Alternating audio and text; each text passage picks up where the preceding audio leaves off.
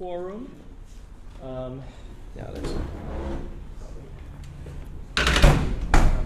stuff here. Is that too noisy for you folks? Are you going to be able to hear? No, it's fine. Okay. Okay, Ms. Lee, let me know when we can. We're on the record. We're on the record. Thank you. Okay, folks, seeing as we have quorum and we're a little bit behind starting time, I'm going to call this regular meeting of the Police Review Commission to order. Today is Wednesday, September 4th, 2019. Ms. Lee, if you can please call the roll. Allenby? Present. Alameda? Here. Chang? Here. Ernest? Yes. Leftwich? Yes. Nickerson? Here. Mizell? Here. Perez-Velez? Here. And Ramsey? Here. Here. Thank you. We have quorum. Thank you very much. Full commission. That's the first in 6 months, or a little bit longer than that. So it feels good. It feels good to have a full house. Okay, folks, looking at the agenda right now, are there any questions, any concerns, any changes to the agenda as it stands? Or are we all comfortable with the order of subjects as they're delineated? No concerns? Seeing none? Kitty, you're all the way down there, man. You're always to my left. Seeing as there's none, I'll enter a motion for the approval of the agenda. So Moved by Commissioner Allenby. Is there a second? I second. Second by Commissioner Leftwich. If there is no discussion, all in favor say aye. Aye. Are there any abstentions or any nays? Seeing as there's none, Ms. Lee, it is unanimous. Okay? And we'll move on to the best item on the agenda, public comment. Is there any public comment? Yeah. Please. Hi, everyone. I think I'll stay seated if that's okay. Tracy Rosenberg, Oakland Privacy.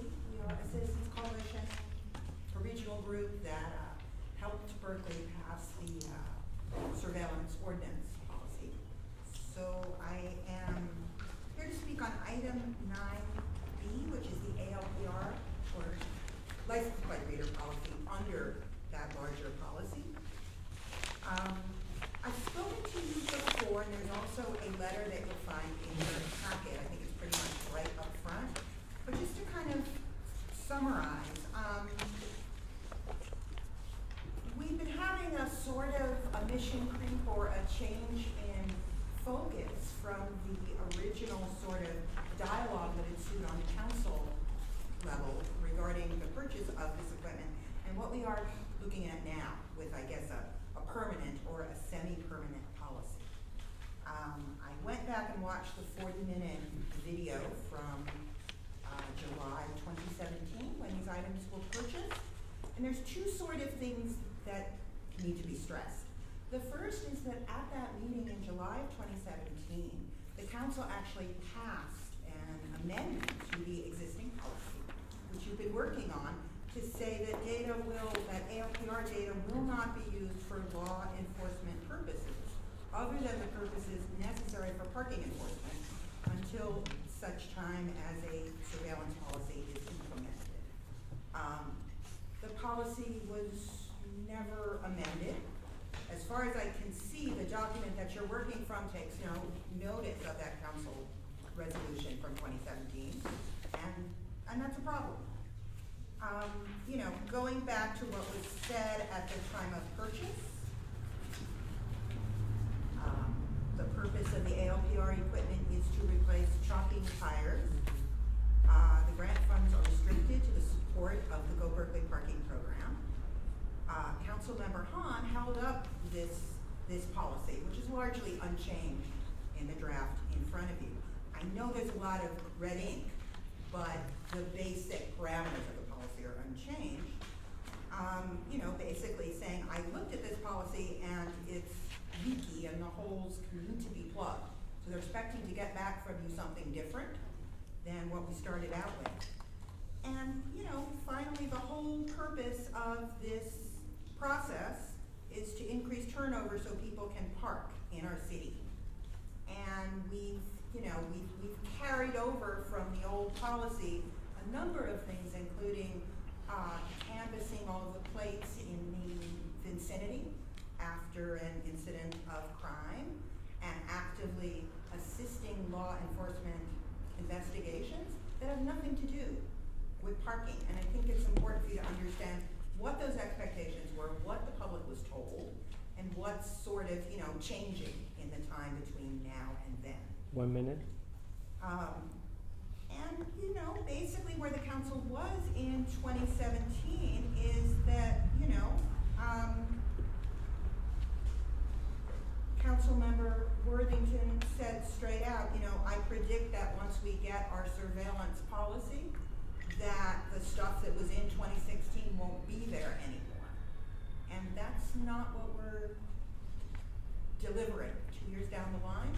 So I think that we have to look at the purposes, and we have to look at what was said in 2017 and what really the council is expecting to get back from you. I think it is basically a parking-focused function, and I'd like to see you guys take this existing policy and fulfill that purpose and not a whole bunch of other. Thanks. Thank you. Yes, please. Before I start, you should have received from the PRC officer a pair of loosely tables, cleverly called Table 1 and Table 2, which I gather are being distributed as I speak. My name is Charles Clark. I'm a resident in District 6, and you'll recall back on July 23rd, I addressed the subject of what is now tonight's item 9B, policy complaint 2455. This complaint came from a resident of the Harriet Tubman Terrace Apartments who wrote in memorable fashion the suggestion for what the department could do better, and she said, just show up. The exasperation leapt off the page. The chief committed to look at calls for service to that address. If you look on page 23 of today's packet, you'll see his reply followed by 9 pages of spreadsheet output. I'm here to report that, at least by my lights, the chief delivered what he told you he would do. And I think it's useful to take a telescopic view of what he delivered. I took the liberty of transferring that spreadsheet to a table that lays out in Table 1 the count of responses for various call types over the years 2014 to 2019. And that's a rather busy chart because I've boxed the complaints that are most likely to come from the residents of Harriet Tubman, namely those having to do with welfare checks, disturbances, trespassing, non-specific violations of the municipal code, and suspicious circumstances, persons, or vehicles. What I'd like to call your attention to first is that the chief reported 311 calls over that period of time. I could only locate in the spreadsheet that he provided 220. There seems to be a discrepancy, mostly in the early years, 2014, 15, 16, that could be governed by the restriction in his search results, namely that he excluded canceled calls.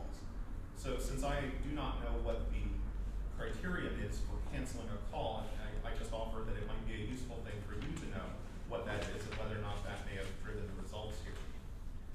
The Table 2 actually tells you how many minutes it took to respond to the various calls on average. And if you look at the very lower right-hand corner, you'll see that the overall grand average was about 87 minutes. So it took about an hour and a half for across all types of different calls received in that time frame. Now going from the telescope of that paper, let's talk about the complaint itself and put a microscope on what I think led to this complaint. On page 25 of your packet, the first page of the spreadsheet output, you'll see that about midway through there's a call number 710 on June 14th of 2019, which took BPD 6.5 hours to respond to. It was a 415 disturbance call, which is extremely long for that service type, and likely gave rise to the complaint that you received on June 20th. with the exasperated words, "just show up." Now, I'm not a betting man, but George Washington is, so I would suggest that you just look a little bit harder at that particular incident just to see if that was what was at play here. What I get from this is that you will not be able to distinguish the larger concerns that might drive this, that is to say disparate policing of certain addresses or anything like that. 1 minute. It is true that BPD shows up, but since we have no comparative data for this, I think it would be rash to draw any larger conclusions. I think it would be extremely important to touch base with the complainant and make sure that her concerns have been at least heard, if not exactly resolved. This is an episode where I think it's useful to engage with the data and draw conclusions that can be justified by it, and that's why I created tables 1 and 2 for your consideration when you have this item.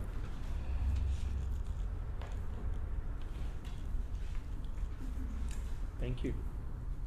Question? Not during public comment. Not during public comment. If we can certainly bypass the rules at the moment that this item comes up for discussion by the commission, or we can certainly, if it's going to require more for discussion, we can certainly put it as part of an agenda item, which I think it might be. But right now, it's no questions during public comment. Is there anyone else here for public comment? Please. I'm in my flip-flops, sorry. Good evening, Christine Schwartz. I wanted to thank the Berkeley PD for responding to all different types of calls that we have, calls of service that are, and I'll look at you, Berkeley. We had an incident today, shelter in place. I think everything was resolved. Did they find the person? Not a public comment is not a time for Oh, questions, yeah. ma'am. Me too, huh? Okay. Anyway, I just wanted to extend my gratitude because I think that it needs to be noted, especially when we're dealing with confrontational stuff. I wanted to discuss parole and probation, if that's okay right now. The subcommittee that we had, and remind you folks, everyone in the room, that for me, it's about safety and prevention and our community and the officers. And I would appreciate if we took note of those things, those very things, when we're discussing people's lives on the line, on a call, on a traffic stop. 1 minute. And questioning whether we can ask somebody at a stop whether you're on probation or parole. Yes, the person may be offended, and they may take it really rash, whoever it is, but there may be a gun under the seat. And, you know, there are a lot of instances where the police officers find guns under the seat. There were people with a gun today. There 15 was seconds. a person in Oakland, a mother of 5, who was shot. You know, these things happen, and we have to consider this. My life's on the line. Your life's on the line. Their lives are on the line. So it's not something small. That's what I'm saying. Thank you very much for considering my opinion. Thank you. Is there anyone else for public comment? Seeing as there's none, I'll entertain a motion for the approval of the minutes for the new commissioners. It is not necessary for the commissioners to attend the meeting, only necessary in order for you to vote that you have read the minutes. If you have an understanding of what the minutes say, you can vote. At the same token, you can always abstain. Okay? Having said that, are there any questions about the minutes as they are written? If there are none, I will entertain a motion for the approval of the minutes of July 24, 2019. So moved by Commissioner Mickelton. I'm assuming that Commissioner Allenby is going to second them. Is there any discussion about the minutes from July 24th? Seeing there's none, all in favor say aye. Aye. Any abstentions? Abstain. 2 abstentions. Any nays? So no, Ms. Lee, 6 A's, 7 A's, 2 abstentions. Thank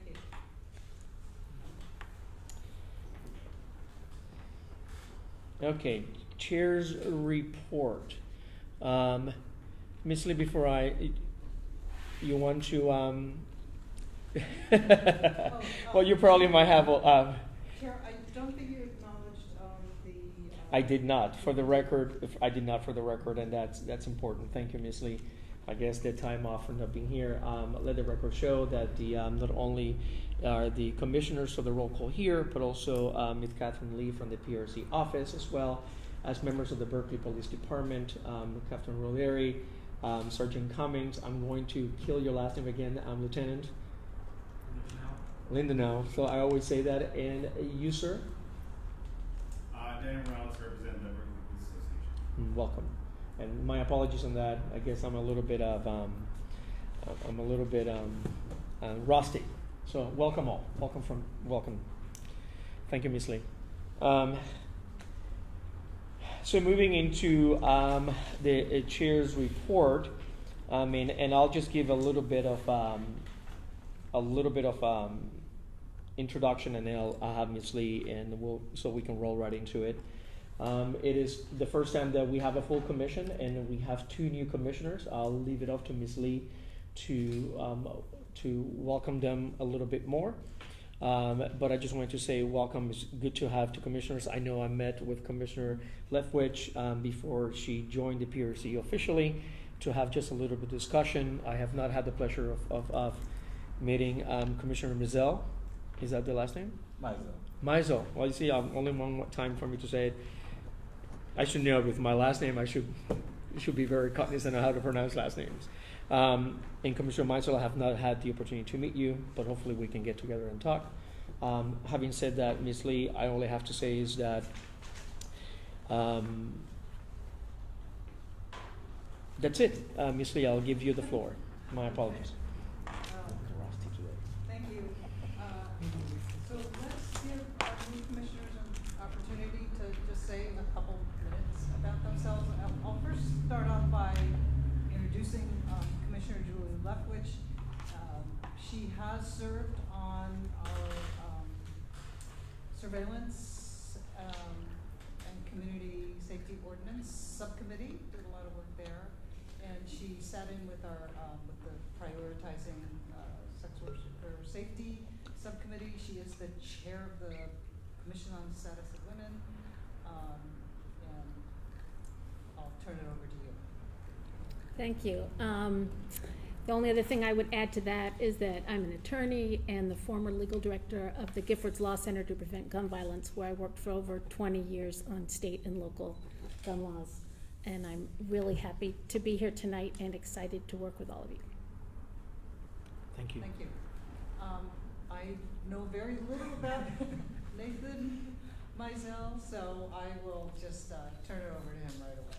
He was appointed by Councilmember Robinson, yes. So that's good enough for us. So, But appointee of Commissioner Robinson replacing Sahana Matthews, and Commissioner Leftwich is replacing Commissioner Roberts, former Commissioner. Hello, I'm Nathan Mizell. I was appointed by Councilmember Robinson. Very thankful for the opportunity to be here with all of you. I'll talk just briefly about my previous experiences. Previously served as a student member on the Vista Unified School District School Board. Gained some experience there of how governance kind of works and what it looks like. And then coming to Berkeley, I worked on various projects on campus dealing with police reform efforts and keeping police accountable while also understanding the needs of community members and needs of safety. Additionally, I look at this as an opportunity to bring representation to, often the most pertinent group in issues dealing with police. Black men, 18 to 24 years old, who are affected by criminal justice system in ways that often lead to detrimental paths and detrimental lives. And we have opportunity here on this board to affect that, even in a small way. And I think that's incredibly valuable, and that's why I'm here. Welcome both. Welcome both. Okay, Ms. Lee, I think we are still Yes. with So you. the rest of my report is, we have had one new complaint filed since our last meeting, and that did go to mediation. As I'm speaking, I realize I had a report to hand out, and it's sitting back there, so I'll hand it out in a moment. And the only other thing I want to report is that the work plan that you approved at your last meeting is in the council's agenda packet for September 9th as an information item. And I've included the final version in today's packet. And, oh, one more thing. I did email Chief Greenwood about the June 20th, 2017 subcommittee's report. You may recall that that subcommittee drafted a report and asked the chief to comment on it. And after it was sent to him, he was advised that he could not do so on the advice of the city attorney due to the pending litigation. However, that litigation is concluded, so presumably he is free to comment on it. And just wanted to let you know I've asked him to do so. So Ms. Lee, what report are you talking about? the June 20th, 2017 report. That's the title of the report? What's it about? It's about the police action after that meeting. That was Okay. a meeting at which there were protesters who stormed the dais and then spilled out onto the street. Right. Yeah. And so, We've been asking for the chief to come back and talk to us about the report or any actions that be taken after that. And the answer has been for a very long time. It's under litigation, so until we get clearance from the city attorney, we cannot speak about it.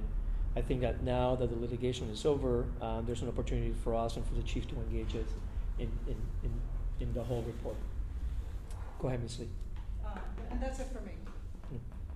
Yes, Commissioner Mickelton, please. I appreciate the work plan. I noticed that the issue of training was on there, and we did have a discussion and a motion and an action to at least put in some, a framework, an initial framework for training. So if we want to redo that discussion, that's okay with me, but we could also just proceed because this work item has at least temporarily been fulfilled by the prior action we took. Yeah, so Ms. Lee and I have a tentative schedule meeting so that we can have a conversation about what that would look like, so that we can, for the new commissioners, one of the recommendations from City Council was that perhaps, and that this was Commissioner, City Council Member Worthington. At one time, the discussion was that in order for the PRC members to continue to grow, maybe it would be very useful to implement a training program. That maybe on a monthly basis, a subject matter would be discussed, whether it is use of force, whether it is bias policing, whether it is laws affecting oversight, whatever it is that is the Brown Act, whatever it is, any and all subject matters that could continue to grow the bench at the PRC and give them the tools necessary that they need to in order to be part of the conversations. This happens in other police oversight boards on a regular basis, on a monthly obligated basis. For us, it's a question of just having something which is elective but necessary. The commission voted to have this discussion and to look at how the implementation of possible training would look like. And so Ms. Lee and I are going to have a conversation and come back to you folks maybe on the next agenda or maybe in August, because at the end of September we're all at the NACO conference in Detroit. Have some October. You said I heard September. At the end of September, we're in the NACO. Okay. Oh yeah, sorry, I just jumped to 1 month. I'm so sorry. September, October, January, February, March, April, May. Thank you. So maybe in October we'll come back with a plan so we can have a discussion and see what it will look like. But pretty much it's just informative items as we discuss it, what it will look like, so that we can continue to create our own library. Another option would be as well, which we're discussing, is to create a shared Google Doc in which there are articles present that the commissioners can access, which have more vital information related to police oversight. So if you have a question about uses of force or questions on body-worn cameras and implementation, you can go to this virtual library and you just click on this article, which is some precedents to the discussion, and then just read it as an information basis. So that's what we're talking about here. But that's a lengthy answer to your question, I'm sorry. Okay. Mr. Ramsey, you had a question for the PRC officer related to meet and confer? Oh, yes.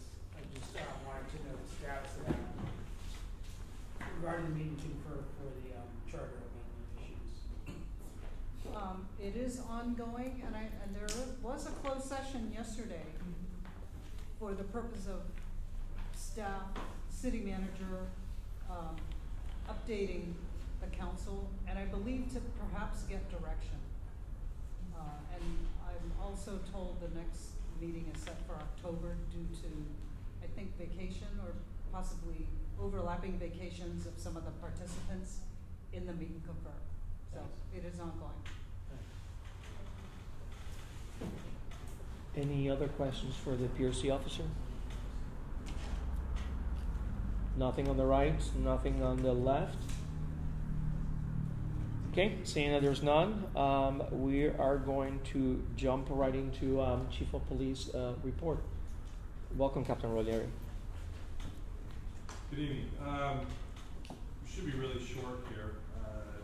The only thing I really have to update is currently staffing continues to trend upward, although slowly. It is trending upward in our favor, which is good. We're currently at about 169 sworn with an authorized strength of 181. So that has us with 8 officers currently attending 3 police academies. We currently have 6 officers in the field training program. A couple of them scheduled to graduate here pretty quick and be off on their own. We plan on swearing in 2 new lateral police officers on September 16th, and we also have one graduating, one recruit graduating from an academy also on September 16th. So we're swearing in 3 more to start the field training program on September 16th. So that's really good. As you know, and I know the chief's talked about this before, it's super important to get our numbers up so that we can then go back and staff so many of the units that are shorthanded that allow us to focus on more community-based complaints, whether it be traffic and collisions, things like that, bicycle officers, all those things. Unless we can get our staffing back to where it needs to be, we can't staff those things. So this is all good, and we continue to have open and continuous application process for lateral police officer. We're about to do our 4th recruitment and exam process for entry level police officer, and then we are now just finished accepting applications for dispatcher, public safety dispatcher. So we'll be going through that examination process for those positions. We're 4 positions short there in the communication center, which 4 doesn't sound like a lot, but when you have a typical shift has 4 dispatchers working, that's significant. So we're trying to get up to our authorized strength of 28 overall public safety dispatchers. So we're hoping with, I think we received somewhere in the neighborhood of 270 applications, which is actually the best we've had in the last 2 or 3 opportunities. Now, I don't know how they're going to do through the process, but 270 is still very, very good. That's an increase that we've seen in the last couple, so that's good. That's all I really have right now. Thank you. Questions for the for Captain Rolieri?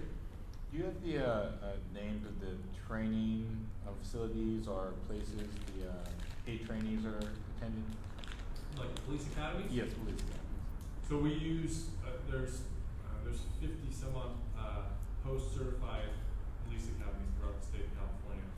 We typically use the Sacramento Police Academy, Alameda County Sheriff's, Contra Costa County Sheriff, and Santa Clara County Sheriff's Academy. And those four all seem to work very well. We will use other academies depending on our hiring dates, and so these academies are all starting at different times. So depending on our examination process and how fast we can process an applicant through our background investigations, that will determine sometimes where we end up sending a recruit. Also, what their capability or capacity is to be able to accept some of our recruits. Sometimes, for example, Sacramento's hiring so many officers right now because they're shorthanded. Their first priority is for their own department. So sometimes we can't get a recruit in there, so we might have to send it to another academy. So it just depends, but typically we're using those four. And how does training differ from these different academies that you use? Well, most of it is very standardized, post peace officer standards and training, which basically governs all law enforcement in California. They all have their certain standards. So if you want to look into it a little bit more, you can look in, they're called learning domains, and each learning domain has to be met and taught and presented in a certain amount of hours at any academy throughout the state. Every one of them has to be standardized. So let me just, because there's new commissioners, so that new commissioners know, we act on a rotation basis. 2 questions per commissioner at a time, then it rotates to someone else. If no one else asks a question, it rotates back to that commissioner as well. We have keep a tally. That's our regulations that we have implemented in the way that we do the process. For Commissioner Meisel's information, the state of California has a commission called the Post Accreditation Commission, which has members of the Department of Justice, members from the Public Defender's Office, community organizers, and these folks review on a regular basis what the post requirements are for the state of California for police officers, and those translates down to the academies and to the post training that officers go through on a regular basis as mandated by California law. And as a plug-in, as an answer, they're looking for members of the community to join that commission at the state level, and you can do it through your senator or through your member of assembly. You said they're looking now? They're looking. There are 3 vacancies at a time for the post commission to the California, and there's 4 vacancies for the REPA commission instead of California. I'm being considered for the REPA commission instead of California, but post has one as well, and that's what does the overall review of post training in the state. Commissioner Mickelton. So academy is the foundation. Can you also describe some of the trainings that are special to Berkeley, like your de-escalation tactics and crisis management and all of the other things that you add on to the academy experience? So post actually has blocks of that instruction in the academy. However, we've taken and run, I don't have all the numbers with me off the top of my head, but we were the first agency in the state to get our training in de-escalation, tactical de-escalation, and AR course certified by post, and that's a process. So we were the first agency in the state to actually get our de-escalation training certified by post, which we put on a couple years ago. We are already in the planning stages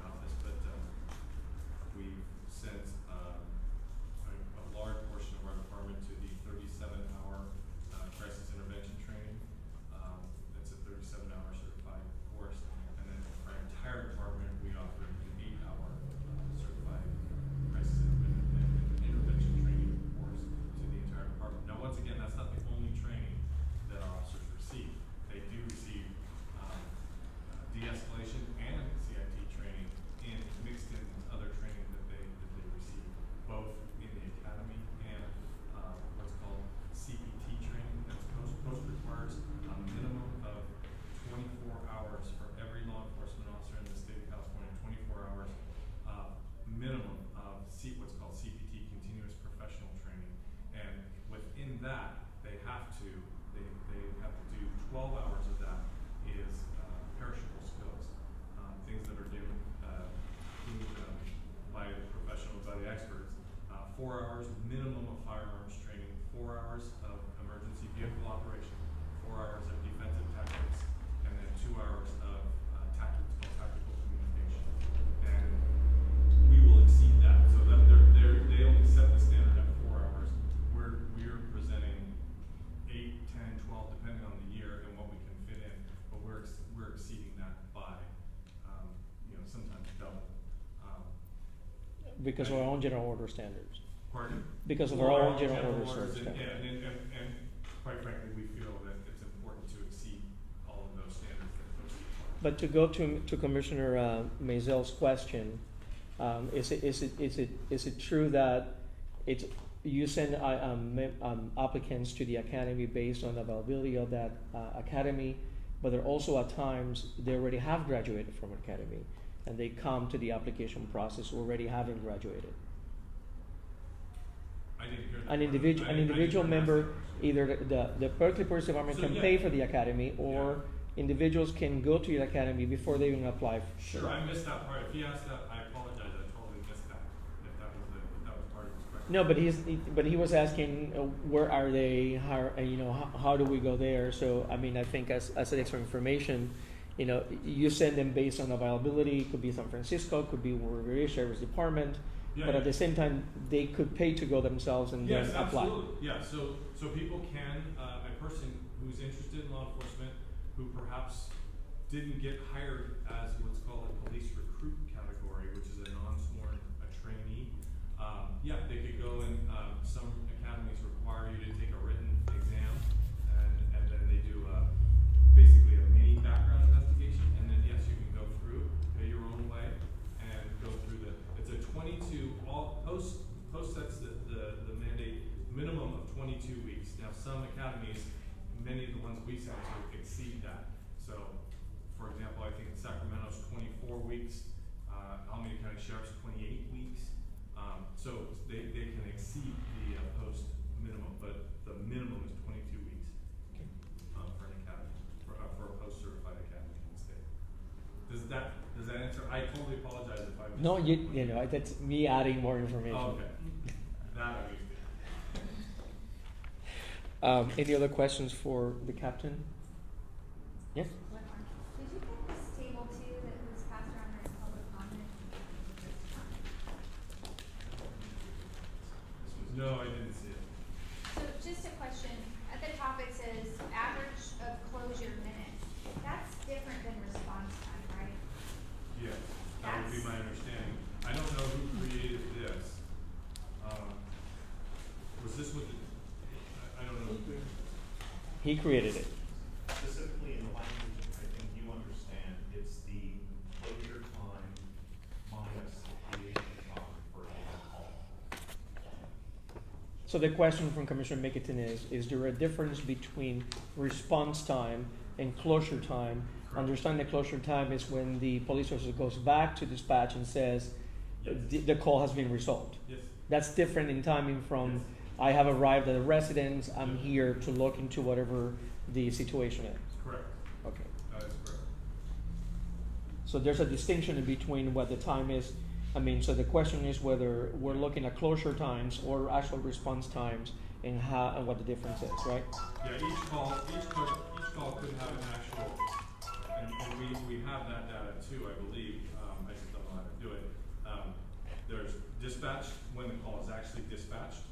So that could be a period of time because calls are prioritized based on not only the severity of the call, but how many calls we have and how many officers we have. Many times we have officers tied up throughout the city. So if it's for example, a disturbance call, a noise, somebody calls because somebody's walking down the street and yelling and screaming. If we have officers tied up or they're responding to other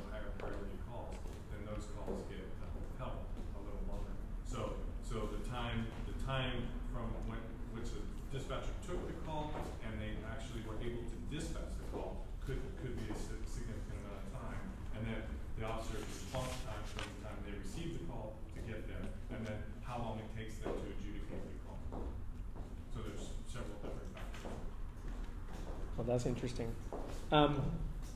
Any other questions for the captain? Captain, just a quick, fast summation of Night Out. I mean, National Night Out. Yeah, sure. I mean, we were on recess while this happened, and I know some members participated in the neighborhoods, but I know the police department was very successful this year. So. Yeah, as usual, it was a very positive event. What we try to do is our community services bureau coordinates with many of the neighborhood associations or groups, and they can register their events. I want to say this year we had 75. You were at the briefing, remember? So I think there was 75 groups that actually registered an event, and then it's our goal to hopefully be able to get someone to attend each and every one. And I think we were able to do that. In fact, I know that I personally went out with a group and there were 3 that we were able to attend. So we all kind of try to set up and spread out so that we can attend as many as we possibly can. So I think we were able to hit each of them. But yeah, 75 is pretty good. And overall, it's a great opportunity for us to get out and talk to people in the different areas of the city and hear their complaints, concerns, or their compliments, and just talk about anything we want to talk about. And for me personally, it's always a super positive interaction with the community. Ms. Lee, I'm saying that those are items I should have discussed on the chair's report, just for the record. I attended, so I thought it was very well attended. Most of the people were asking questions about fire mitigation and fire responses, because we were going into 2 weekends, one after the other one, for fire drills in the hills, all over the hills for safety and just in case there's a fire. So I think that was most of the conversation that had. I wasn't lucky enough to go where the ice cream social was. I just went to the fire training meetings, which is great. I went to my neighborhood, but it happens every year for commissioners who have not attended. It's something that it's very, it's a good way to interact with the community and talk to them all the way from West Berkeley and South Berkeley to the North Berkeley Hills. So it covers the whole city. So thank you for having me this year. I was there with Council Member Robinson, so it was a good evening. If there are no other questions, we'll move on to subcommittee reports. Moving to this first item on the agenda, Lexical Policy Subcommittee update from September 4th meeting. As I was mentioned during public comment, the Lexipol Subcommittee met today to have one more look and discussion on the surveillance general orders that are part of our discussion later on the agenda. At the same time, we were able to look and consider and approve another 6 to 8 general orders. We're in the process of maybe a little bit more than half done through all the Lexipol review of the general orders for the department. That's why we were able to send such a big number of them for review during our recess, because they're all in front of us tonight for discussion, approval, and submission for the department.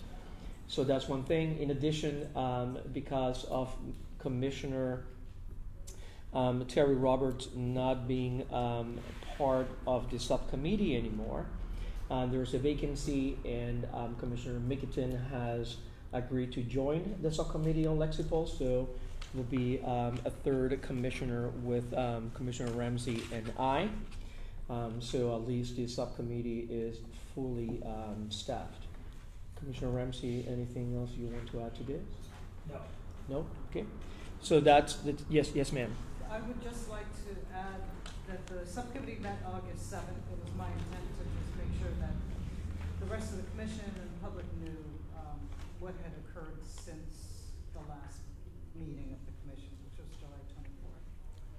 So a little background then for the surveillance general order. We have met as a subcommittee 3 times, and the commission met and looked at it 1 time. So this will be the 5th meeting, either by a subcommittee or a full commission meeting We had an original discussion on the surveillance at the commission, and sorry, that's incorrect, in 2 meetings of the subcommittee. So it's the process has been a lengthy process. Commissioner Ramsey, nothing to add? No. Okay. So moving to probation and parole question subcommittee, and Commissioner Mikitin, Commissioner Calavita, I actually listened to the live podcast during your discussions yesterday, so the floor is yours. Excellent. Well, we've met twice since our last PRC meeting. Our most recent one being yesterday, and we always have Lieutenant Montgomery join us, and Sergeant Palmby, and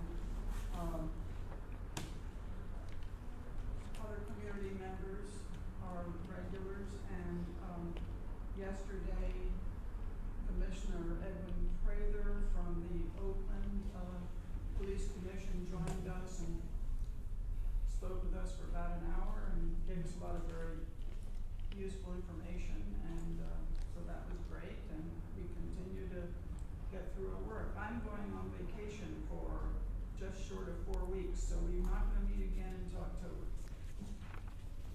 middle of October. Hopefully we'll have something for you all soon.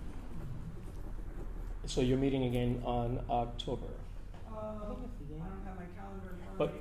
but tentative in the month of October. 14th. Okay, October 8th. October 8th. I was interested particularly in the conversation having to deal with that regardless that not every single stop gets resolved, that doesn't resolve in the non charges.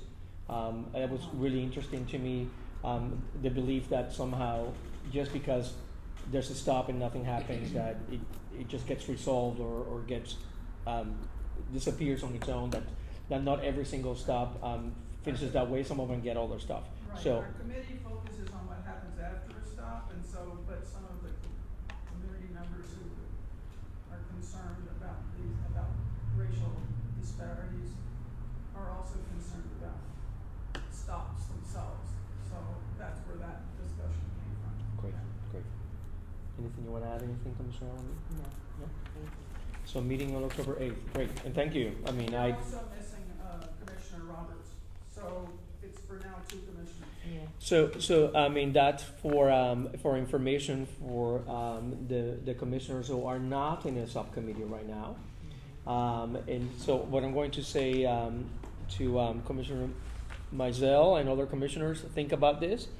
The subcommittees that are in need for appointing, and we need one more member for the probation or parole question in subcommittee. Enter is not needed now, something that you folks need to think about.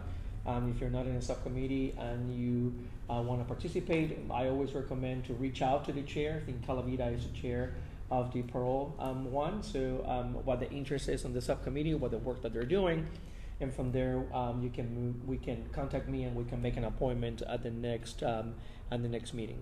Okay? I will reach out to you too. That's right. We got to keep the ball rolling. Thank you.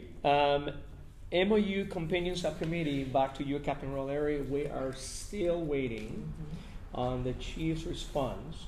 Can you explain what that is, first of all? So the MOU is a memos of understanding between the Berkeley Police Department and other departments or agencies. They don't have to be law enforcement agencies. Some agencies can be any and all agencies that the Berkeley Police Department has an agreement with or cooperation with. Well, one of them has to deal. Law enforcement related. One of them has to deal with victims of rape and stuff like that. That's a nonprofit organization. That's necessarily a law enforcement arm. But any agreement that the Berkeley Police Department has with mostly law enforcement agencies are out for review per City Council ordinance every year. That is not to be confused with mutual aid pacts, which is a much different conversation, and that's another subcommittee that meets once a year. But this one in particular has to do with memos of understanding. We have reviewed it. We're waiting for the chief and answer in 3 particular. One related to two languages. One that is for Berkeley to implement the same language which is implemented in the Oakland Police Department as it refers to internal affairs investigations. And another one is a question dealing with the uses of resources when Alameda County comes calling for support. We're still waiting on that. I know that City Council needs a response. So once that subcommittee meets, which is Commissioner Mickelton, Commissioner Allenby, and myself, then the recommendation will come to the full commission so they can go to City Council, and we're on a timeline there. I think the timeline is coming pretty soon for City Council to have an approval after review of our recommendations. So it's been on a holding pattern now for about 2.5 months. And so hopefully we'll get some resolution to that. Standard approved subcommittee. I know this is your baby because we're holding for the end result of meet and confer. Commissioner Ramsey. Yes, it's the same status, waiting for the result of the meet and confer as updated by the PRC officer. So still on standby. So for the new commissioners, the Berkeley Police Review, the Berkeley Police Review Commission and the PRC Police Review Commission, the Berkeley Police Department and the PRC use a standard of proof when looking at allegations of misconduct by police officers during our boards of inquiry. Recommendations by members of the community, recommendations by the commission, and recommendations made towards the possible ordinance change. Ask for a change on the standard of proof. The subcommittee was created to look at the possibility of whether the Police Review Commission by itself can change the standard, and without approval of the city council or the city attorney. We are waiting for the end result of the meet and confer, and whether the union and the department and the city are moving forward with a change or not. And then based on that decision, we'll move on to the work in the subcommittee. Okay, that's where that is. Moving to the use of force subcommittee. Huh?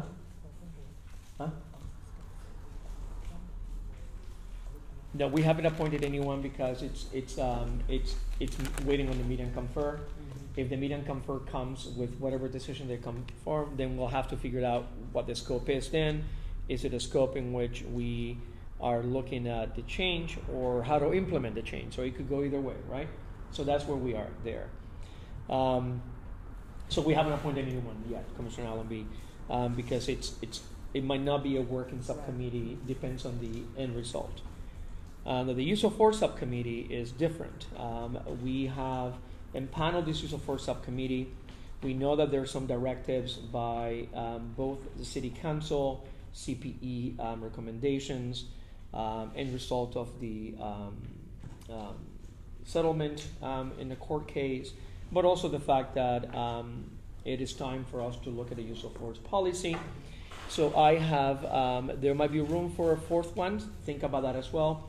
But I am appointing both Commissioner Lefwich and Commissioner Chang to the subcommittee, both because of their backgrounds in ethics or also in violence and violence, gun violence advocacy, and I think they'll prove very helpful in that subcommittee for the use of force. Again, it is not in panel, but we want to be ready with reading the information that will come down the pipeline. So when the department finally submits the general order, we're ready and give it the diligence that it deserves. So that's where we are there. Questions there? There might be room for a fourth. Think about it. If somebody wants to be a fourth, we can certainly do so. You're appointing yourself too, is that right? I am appointing myself, yes. Okay. So right now there are 3 members in that subcommittee. The next step is for Ms. Lee and I to have a conversation about what materials should be supplied to the members so they can start learning what the choices are, what the materials are for the discussion. But there might be room for a fourth. This is a big subcommittee, so think about it, folks. Reach out to me and we can talk about it, okay? Did I miss anything, Ms. Lee, any of that? I think we covered everything quite well. Wow. That's the first, y'all. It's on the record. Okay. Old business and the meat on the bones. Review and approve the following surveillance policies and related reports and policies under surveillance technology use and community safety ordinance.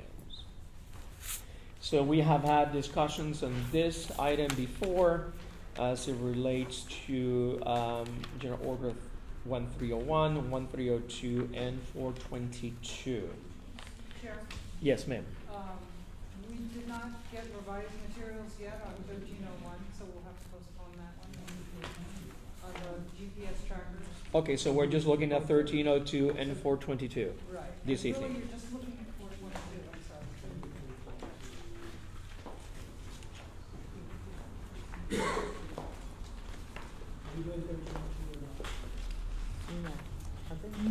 No, because no changes were made to that. Do you want? Yeah. I gave this to I you. have it, Subcommittee. yeah, I have You it. have it.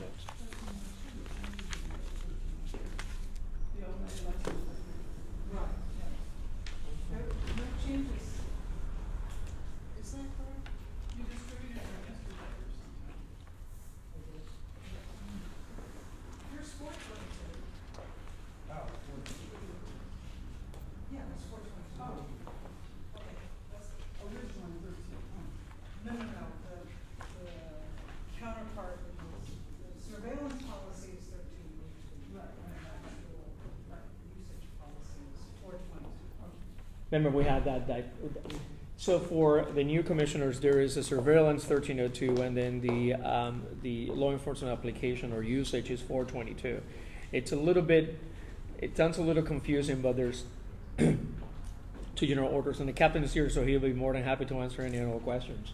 Just telling you that the boss is coming. So this is where we are. I like to, because we have discussed it at the commission level, because we have discussed it at the subcommittee level, but because you folks have information in front of you, you're being able to look at it, have some conversations.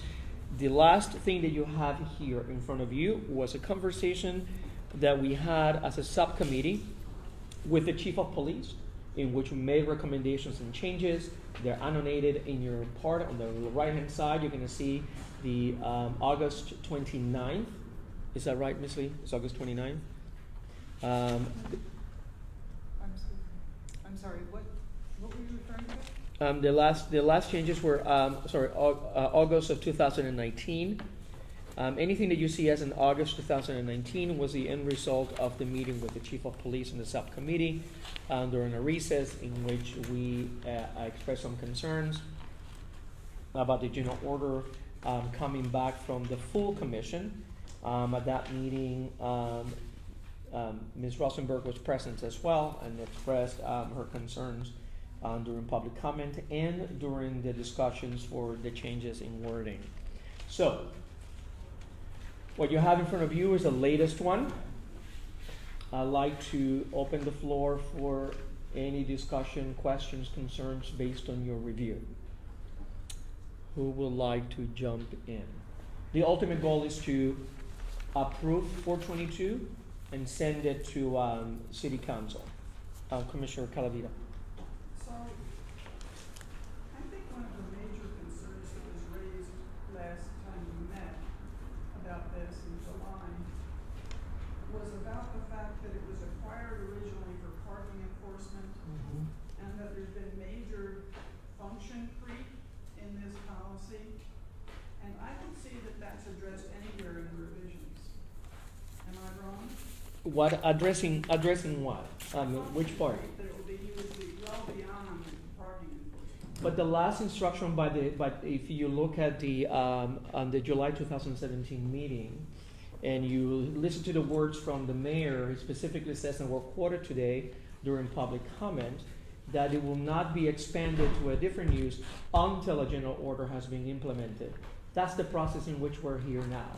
We're discussing the implementation of a general order that covers that scope, per the directive of City Council. And are we compelled to agree to expand the scope That's the conversation. I mean, the conversation is the general order in front of us is what it will look like if the scope is expanded.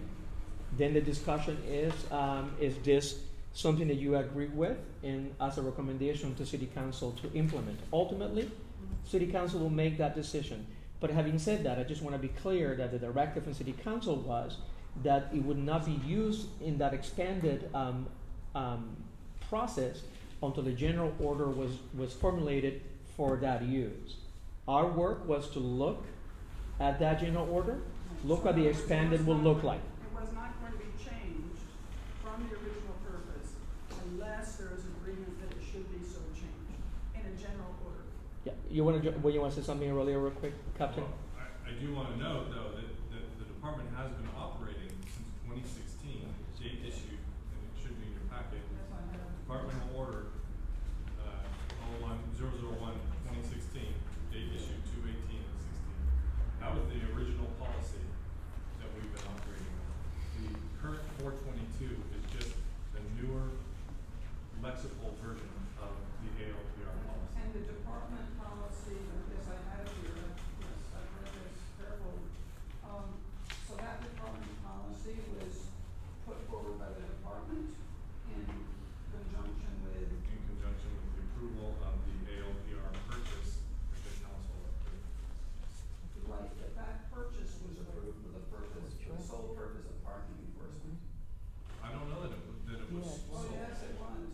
So That's what there, the acquisition. I think there are 3 dates. I think there's a 2015, which is original acquisition. Yep. There's 2016 on City Council on consent approval of the full acquisition, in which it specifically says that they could be used as for criminal use, and then 2017 for criminal investigations. In 2017, directly by City Council, or at least on the record by the mayor, specifically saying that it will be no implementation of a general order for that use until they had a general order in front of them, which is what the directive to us is to write a general order. The directive from City Council to us was not to say whether, and we could, of course, was not to say whether we believe that it should be used for that or not. The directive to us is to look at the possible implementation of a general order in which that scope was to be covered. I'll leave it to someone else. But we're here to discuss all those aspects, right? I mean, does it look right? Doesn't it look right? What's missing? What's not missing? Do we approve? We don't approve, right? So if we do not approve of a general order that incorporates these other functions, then we should say so, right? That's right. Okay. I mean, just for the other members of the commission, the subcommittee met 3 times to look at this general order. We had public input in which some language was given by the public was accepted by the chief of police. On the second meeting, the chief of police was present for almost 2 hours to answer questions, to change language. The last change in language you have in front of you was because of that. So, and the 3 members of the subcommittee, Commissioner Roberts, Commissioner Ramsey, and myself, are sending this with our approval to you folks to look and approve as well. So I want to be clear, the subcommittee is recommending the approval of this general order based on the 2017 referral as an expansion of the use. The 2017 referral is in our packet tonight, or where is it? There's no referral to 2017. This is the language from the mayor saying that no implementation should be made until the general order was put in place. But the recommendation, I'm a little confused. So there's a general order in front of us which has an expanded Written by- usage of it, the general order being Sure. written by the department. and reviewed by the subcommittee in 4 meetings. And the subcommittee, 3-member subcommittee at that time, approved and forward for you guys for approval the changes and expansion. Commissioner Ramsey. Can I go this way? We looked at the notion of whether it should be expanded by beyond parking enforcement or not. There were limitations that we got the chief to agree to put into this is based on public comment. And in our own evaluation discussions with the police, the areas that I was pointing to are 422.6, the accountability E, this was the concept that it is linking the data not related to specific criminal investigations should not be released to any local, state, or federal agency or entity without expressly the consent of the city manager. So that was the limitation that we saw, which went to specific criminal investigations, so that there was an investigation going on. I think that the other major clarification that we had was at the bottom of 422.7, which is the releasing ALPR data. And that was, that whole section talks about what would be required to release the data to another law enforcement agency, which, when this was the specific information that had to be made in a written request to essentially establish that there was a specific criminal investigation. So the name of the agency, the name of the person requesting the intended purpose of the information, and then the specific case number. In fact, there was a case number that showed there was a specific criminal investigation. And then finally, at the bottom of that, section 422.7, making sure that there was no use of the information that contradicted the sanctuary city policy. So it said data is subject to the provisions of the Berkeley Police Department's immigration law policy, and hence may not be shared with federal immigration enforcement officials. So those were the major limitations. There was some issue, the question about, I guess, whether it was purely related to parking enforcement. I did agree with Commissioner Fresco's interpretation, but it was not 100% clear. There were 3 different things that the City Council had done, which Ms. Rosenberg pointed out. There was an approval of the policy at some point. There was some comments made about the representation. I have to admit, I did not listen to the whole 40-minute video, but I did read the summary of the comments that Ms. Rosenberg gave, and it just wasn't clear to me whether this was a vote or whether these were comments that were being made. I knew that there was a vote regarding the policy, which said that the policy would remain in place and be limited until there was a general order put in place. But what I suggest, and I think what the subcommittee suggested to us, was flagging in the cover letter of this policy. There is some ambiguity about what the City Council's limitation on license plate readers have been. But if we agree with this as a commission to say that we think this is an appropriate use, to say that, but to let them know about the issue, because ultimately the City Council will have to interpret what their initial directive was. But that was how we interpreted it. Just wondered if you could provide a little practical background about how these things are used. I'm really not familiar with this technology. So how they're used and what the concerns are? You want me to do that? Please. So I'm not a complete tech expert in it, but this is basically how it is. It's a camera-based system that drives around, and it's attached to parking enforcement or a patrol car or whatever. Typically now they're all on, the ones that we're using are on parking enforcement vehicles, and they scan license plates, and it scans the license plate, brings it into a database, and then and aggregates the database, and then it compares that license plate to any license plates that are in a separate database. For example, having several 5 or more unpaid parking tickets. If it's in the stolen vehicle database, in other words, it should pop up a match to a stolen vehicle. At which time, there's a misconception by some that immediately, and it's written all in our policy, you're not to take any immediate action, law enforcement action, just based on the ALPR data. You can then do what's called a CLETS, California Law Enforcement Tracking Systems, the license plate data. You can then run that license plate through the system and basically confirm that the vehicle is in fact stolen. At which time, then you should take law enforcement action, whether the vehicle is occupied or unoccupied. If it's unoccupied, we would simply recover the vehicle, call the owner, and as long as it's drivable, have them come out and recover the car, right? If the vehicle is occupied, obviously we have to deal with those situations and suspects that are in the vehicle, take people into custody for possession of a stolen vehicle, so on and so forth. So there's several steps that are involved in the process, but then that data can be used in a criminal investigation. investigation. For example, homicide scene, a shooting scene, a rape scene, a missing child, a child abduction, we would then use that, we could use that tool to get license plates all around that area and basically lend those against any databases, where there's a want for a vehicle, or a stolen vehicle, and we would be able to also have the metadata of where the vehicle was and the date and time that the vehicle was there. So we would also be able to place that vehicle at the scene, for example, of a child abduction. Does that answer your question a little bit, or? Yeah, so, but were there were concerns then about those uses? So what if no one has any objections to this? I'd like to suspend the rules for 2 minutes and give Ms. Rosenberg the opportunity to respond to that concern particularly. Does anybody have any concerns for me to suspending the rules for 2 minutes? 4 minutes? Is that too much? 4 minutes? So I can give you 2 minutes and 2 minutes if I need to for another conversation. So you have the question for Commissioner Leftwich about. Yeah, sure.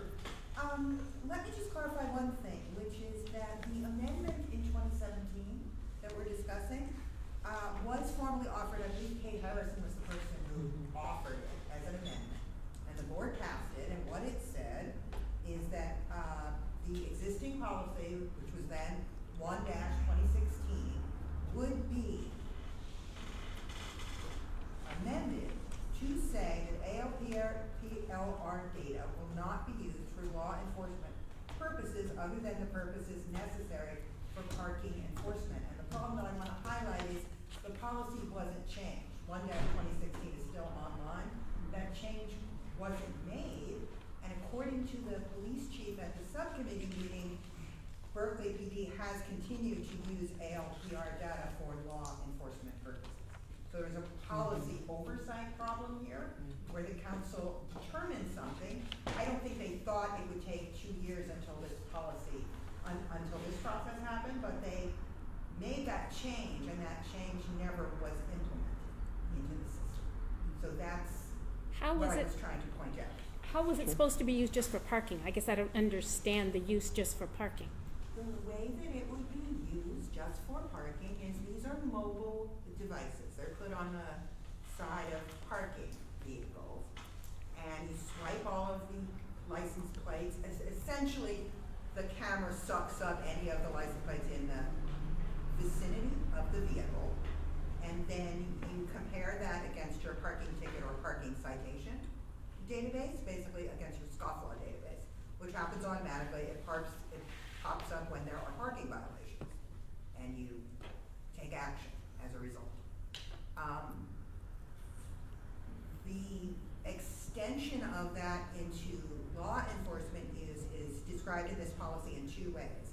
The first is to canvass all of the license plates in the vicinity of some kind of incident, and that's basically what we call sort of geolocation grabbing. It's basically grabbing up anyone who is in the vicinity with a car of an incident and essentially looking them up, which creates a situation where you're pulling a lot of personal data about where people have been, where their car has been in the last 30 days, just because they're physically located in the vicinity of an action, not because of anything that they've done as individuals. And when you're dealing with license plates, you are dealing with essentially geolocation data, and over the course of 30 days, a license plate of a resident in Berkeley is probably picked up by a parking machine several times. So you have situations where you can start to figure out where people live, where they work, if they go to a cannabis store, if they go to an abortion clinic, if they go to a cancer hospital. Any of these things can be picked up. In Berkeley, we have, I guess, now 20 of these devices. So probably doesn't pick you up every single time that you drive down the street. There are cities where these are much more general and fixed, and you really can pick up a car 3, 4, 5 different times a day. That's unlikely here. But again, 20 parking vehicles, if you are rotating around the city of Berkeley in your car, will locate you in space and time on multiple occasions. And that starts to set up a pattern for people's behavior. The concerns with canvassing basically are that you're gonna hit an awful lot of people. Let's say you're going for, I don't know, a burglary or a laptop theft at a cafe. It's gonna pick up everybody in the cafe, everybody walking. You know, it's going to pick up anyone in the vicinity of that physical area. Most of those people not involved. If you're talking about, for example, some of the protest and vandalism problems that we've had in Berkeley, people don't necessarily want their participation in a First Amendment action to cause their license plate to be swept and their geolocation history to be looked up. Okay, great, thank you. Thank you, we'll have to move. Having said that, Yes. if somebody in the first demonstration acts violently against someone and has a car and parks it on the neighborhood, and that car can get picked up for that purpose, that would be appropriate as well. So, I'd like to finish. but you already had your 2 minutes, we're gonna move on, and then we'll give you 2 more minutes later. We'll, If I could finish a sentence, it would be helpful. I mean, but I'll give you, I'm gonna have the department respond, and then we can give you another opportunity. it would really just be 15 more seconds. Then 15 more seconds. Okay. So the first use that we're proposing is the canvassing. Second use that we're talking about is supporting an ongoing investigation. And the question there is sort of, what's the scope of that? And again, if something is brought in for the purpose of parking, with a grant that's for parking, and the public is told it is exclusively for parking use, do we or should we extend that into essentially becoming a law enforcement tool without further conversation? That's the issue. So, going back to what we're discussing here, from what I can tell, and I wasn't at the meeting, it says here basically that the council did adopt action brought forth by Worthington and Wingrad, and the only thing that it says about Administrative Order 1-2016 is to amend Section 7F as in Frank of the Administrative Order to defer any release of data until the surveillance policy ordinance are adopted. 7F is aggregated LPR data not released to specific, aggregated ALPR data not related to specific criminal investigation shall not be released to any local, state, federal agency, entity without the express written consent of the city manager. That is data that is not related to a criminal offense. So that would be aggregated data. Okay? If it's a specific criminal offense, like a murder, like a rape, like a criminal child abduction or something like that, that's not what this is pertaining to. Okay? And the other thing is that any information that is collected by the ALPR machines is not released. It's nowhere in any of our policy can it be released to the public. Commissioner Calavita, you saw your hand up. Yes, now I'm confused about when that amendment for Worthington went draft. 2017. Was that a different meeting from the one where there was an amendment voted on not to expand the function until a later date, if and when? This is Tuesday, July 11th, 2017 is what I believe we're referring to. Well, that's not what was said on the dais of the meeting. Okay, so he did not interrupt, for a set record, he did not interrupt you when you were speaking, ma'am. So I'm going to ask the same kind of level of respect, right? Because if we interrupt each other, then it doesn't work at all. And I'll go back to the rules as established. Yes, ma'am. Your floor is yours. So I guess, I go back to the original point, that it was purchased for the purpose of parking enforcement. And even in this General Administrative Order 1/2016, it's under the jurisdiction of the parking enforcement manager. Even this 1/2016, the departmental order, the emphasis throughout this departmental order is on parking enforcement. It does mention here and there law enforcement, but it's under parking enforcement manager. And current ALPR deployments, it's all about parking enforcement in that section.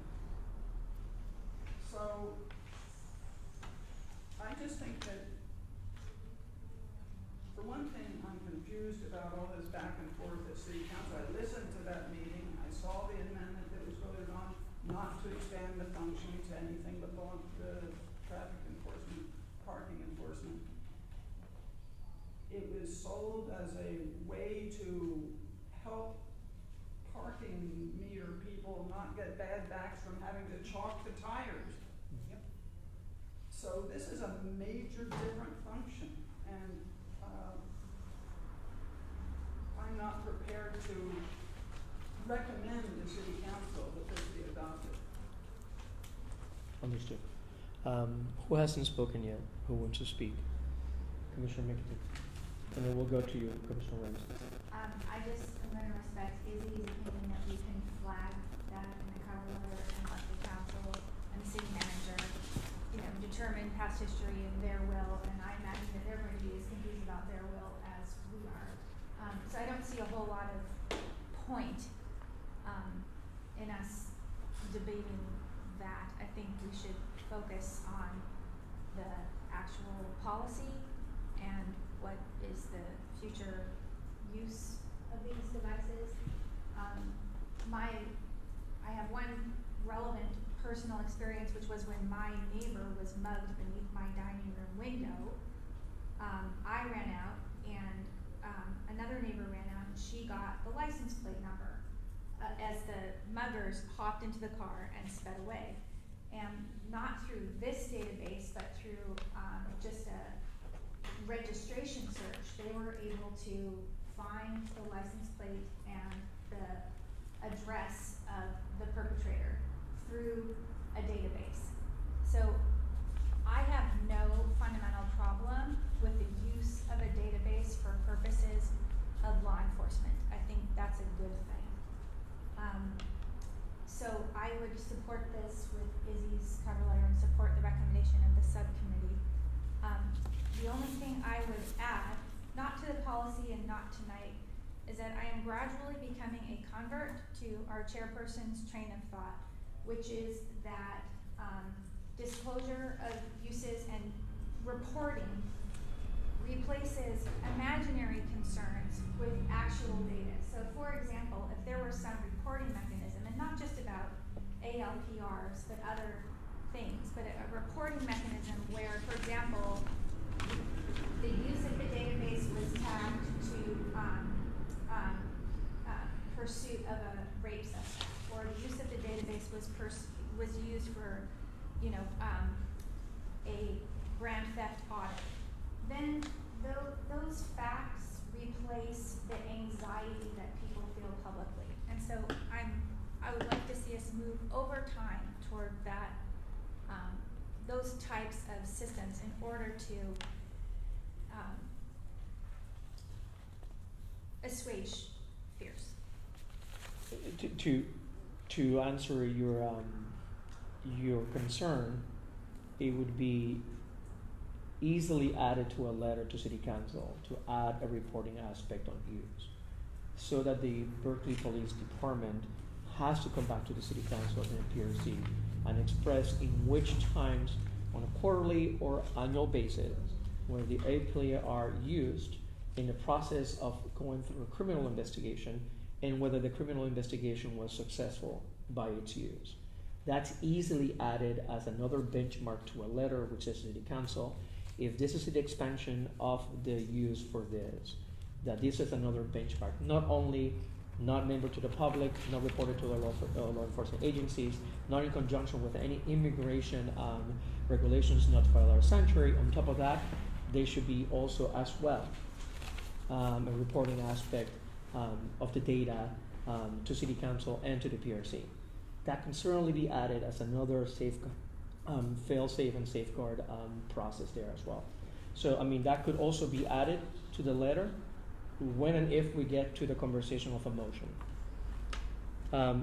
Commissioner Ramsey, you raised your hand. You had your right hand raised. Yeah, Commissioner Rickett said most of what I was going to say, but I do think at a certain point we have to look and see whether we believe right now this policy outlines appropriate uses for the license plate vehicle. I think that we can defer as to what to the City Council for whether they have an overarching limitation and parking enforcement, and if they did, then they'll say that and they'll reject our recommendation. But 422.4, the use of the ALPR, is really the heart of it. It says that for the purposes of the Berkeley PD, it's restricted to the purposes outlined below. And so I just encourage you to look at those. One is it says for parking enforcement in A. Two is in conjunction with criminal, used to support criminal investigation, so specific criminal investigation. And then C, it says, well, it may be used to canvass license plates around any crime scene, particular consideration to be given to use ALPR equipped vehicles to canvass areas around homicide, shootings, and other major incidents. Partial license plates reported during major crime should be entered into the ALPR. You know, these are essentially parking enforcement, and if there's an expansion at all, it's to specific criminal investigations. We talked pretty extensively in the subcommittee about not wanting to have them used, you know, if there was a First Amendment activity and ML King, you know, park. But the reality is, those aren't cut. I mean, that would not. These are the specific instances. There are 3 delineated instances. It says it's restricted to those purposes below. So to me, that was sufficient. Then the next question was with sharing information with outside agencies. And like I said, I thought the accountability 422.6E, limiting it to specific criminal investigations was sufficient, and there had to be a written request that actually gave you a related case number. That was how we addressed that. You can see that's why those are all in red and have been added. And then the specific discussion about the immigration policy. So substantively, this made sense to me. That's why I supported it. If there is an issue about that, you know, 2 years ago they said that this should only be used for parking enforcement, then I think the city council can weigh in, or not can, I mean they will weigh in whether that was their actual belief. To me it was confusing, I couldn't tell, and it does seem like it's an opportunity for them to revisit whether they still think that's appropriate or not. If they do determine that it's still appropriate, then they'll vote that way. Yeah, that's another aspect. City council can look at this and say, what the heck is this? We don't want this usage. Away with you. We don't want to see this. We don't want to discuss this. How dare you bring to us a general order that actually expands the use of ALPRs? Or they can say, yeah, we were waiting for a general order for us to look at, to examine, so let's look at this. Or actually they can say, now we have a recommendation for what it would look like. And then they can, on their own policy, say, we don't want this, let's add this here, let's take this out, let's be more restrictive here, let's add, and we can make recommendations of what those additions might be, right? Away from the general order itself. And the one thing, sorry, I was just trying to finish up with. I'm sorry. You know, I do think it's important to flag the issue because it wasn't Sure. clear to me. But it's not like we're trying to slip a policy underneath their parking enforcement. If there was a restriction, as long as we flag it, we'll say, hey, you guys should look at this. You might have restricted this in a way that's more restricted than this, and we'll look back and they'll say whether they did or didn't, or whether they think that should continue or not. So That's right. I mean, that was my thought. that's right. I think it's very important that we know how that, I mean, I'd be willing to forward this policy if there was a strong flag that says a number of us were confused about, you know, the original purpose, if this is functioning, whatever. Whether the jurisdiction or even the Recognize that review, city council may that's right. want to keep this for parking enforcement. I However, I and think we should phrase that carefully. and I would agree with that. I think that subcommittee, in addition to agreeing to, if it was going to be a general order that expanded that, this is what we think it should look like. But in addition, we had that conversation. It's on the record as well, in which we said, you know, we should add, and Ms. Lee was part of the conversation, we should add somewhere that, you know, we need clarity. I mean, if this was your intent to submit to us a general order in which you want to expand this is what it looks like to us after review policy, after having input from the community, input from the department. This is what it looks like. Now you folks have it in front of you to make a decision whether this is something that you wanted to do. And having said that, in addition, we would like to see, if you do implement the general order, there will be a reporting mechanism attached to it as well. We can certainly make that a motion and push it forward with those two caveats.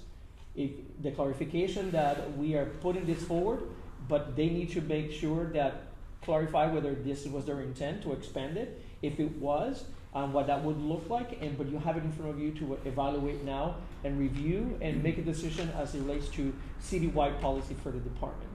But that we express that we. We need to, I don't know if you're making a motion here or. Well, I'm kind of waiting. I'm kind of waiting how people are thinking so people can blend in because. I don't know how long it takes this commission to phrase a paragraph. I think we're almost there. I think we're almost there. I think we might be almost there. Why not strike B and C from 422.4 and leave Strike which part? B and C from 422.4 and leave it to the council to decide whether they want us to come back and review the policy and add these additions beyond parking enforcement. If you take B and C, you have to take at least 6 more paragraphs of the general order. The general order will not make sense without those 2 additions. You can take not used for this and then have all the other uses by which apply to those 2 instances out of the general order. The general orders usually follow a pattern, but I see what you're going to. Take out the things that there's a concern so that they're not part of the discussion, but the rest of the general order addresses those 2 items at the top. So that would be taking those 2 items, taking 8 other items from the general order as well. So when this was considered in the subcommittee, was there an understanding that the council had initially, at least from the limited information I have right now, considered this as solely for parking enforcement? Or was there not that understanding when? We consider all the options of the fact that City Council at the beginning looked at it as just as a parking enforcement, that at one time or the other there was a discussion about the section that we had a discussion, and also a discussion, peripheral discussion about the fact that it could not be used for anything else but unless it was a general order. So, and the department has that interpretation for the discussions with the city manager and their interpretation of the city council decisions, and brought to the Police Review Commission this general order for our review and implementation and submission to the city council itself. So we're acting on our understanding that this is something city council wants to see, whether everybody agrees or not. We are acting on the understanding that the department believes that this is the directive of the city council, city manager, so they're putting a general order for the city council actually to look at. I think that's the important part here. If the city council looks at this general order and goes, what the heck is this? We never asked for this, they'll say it.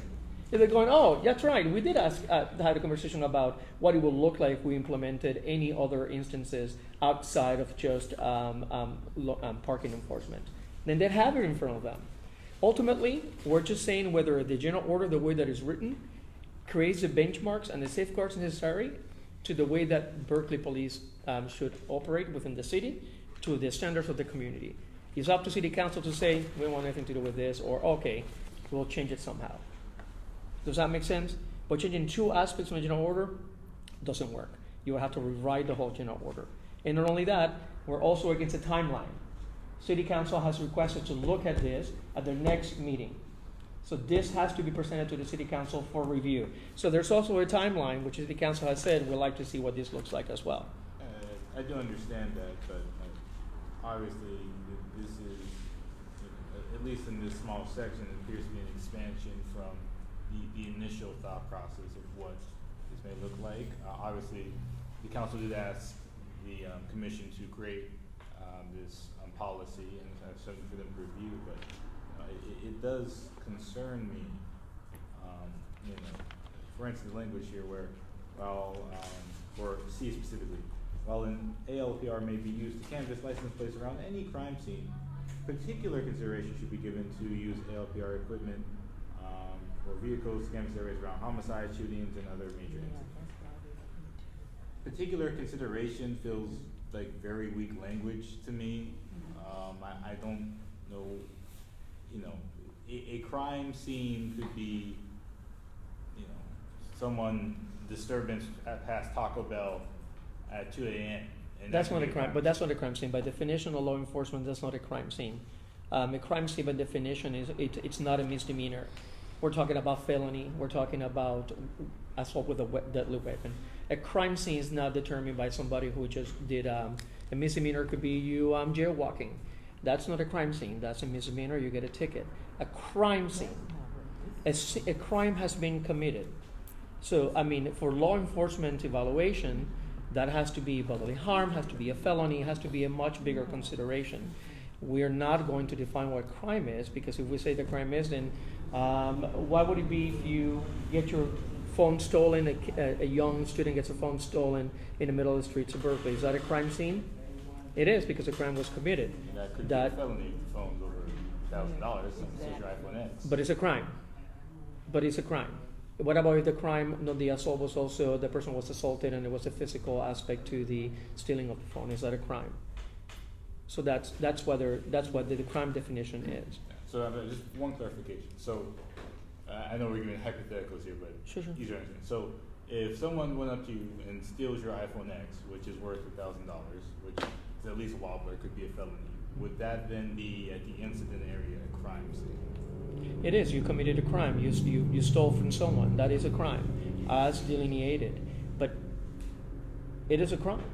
No, I agree with it's a crime. I'm just saying. It is a crime scene. Within, okay. It is a crime scene. As a felony, we're defining crime scenes as felonies, But not misdemeanors. But anything is a crime. I think what we're trying to make a distinction here is, what is it you call the crime scene? Any time that a crime is committed, and you can define that crime in different things. There, the same particular attention will be done to human homicides and shootings.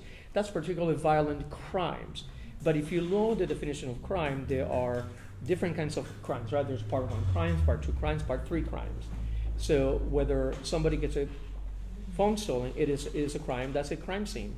You were involved in a crime committed against you. It's just particular attention will be given to crimes of a violent nature, which is shootings and homicides. Any violation of the law, is a crime, right?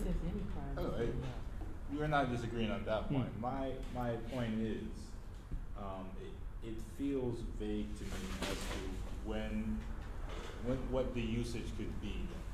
If taking the iPhone X is a crime scene, how wide an area can they search? I don't know if that's stated in the policy. I haven't read through it all. 2 weeks from now, I'll be more prepared for the meeting, but it feels vague to me. But it's a good question from the chief. The captain can answer that. That's a good question for the captain. What specifically is the question? How expansive an area would a crime scene be within this policy for It scanning? absolutely depends. Yeah, it does. It absolutely depends, right? So, a crime scene is a crime scene. A scene of where a crime occurs is a crime scene, no matter what it is, felony, misdemeanor, otherwise. We typically wouldn't lock down a crime scene, however, unless it is something significant that would take us a long time to process. For example, a homicide scene, like some of the examples I used earlier, a homicide scene where there might be a whole bunch of evidence, we would lock that scene down by law, and we would consider that, we can call that a crime scene. Now, I mean, I can think of a million different examples, but there could be a kidnapping scene, there could be a rape scene, and just because it may have started one spot, there could be multiple crime scenes within one continuous crime spree. So to have a blanket answer that, very difficult. You could have somebody, for example, like this person that went around and drove all around in Texas and shot people all over. Crime scene was 20 miles wide, right? So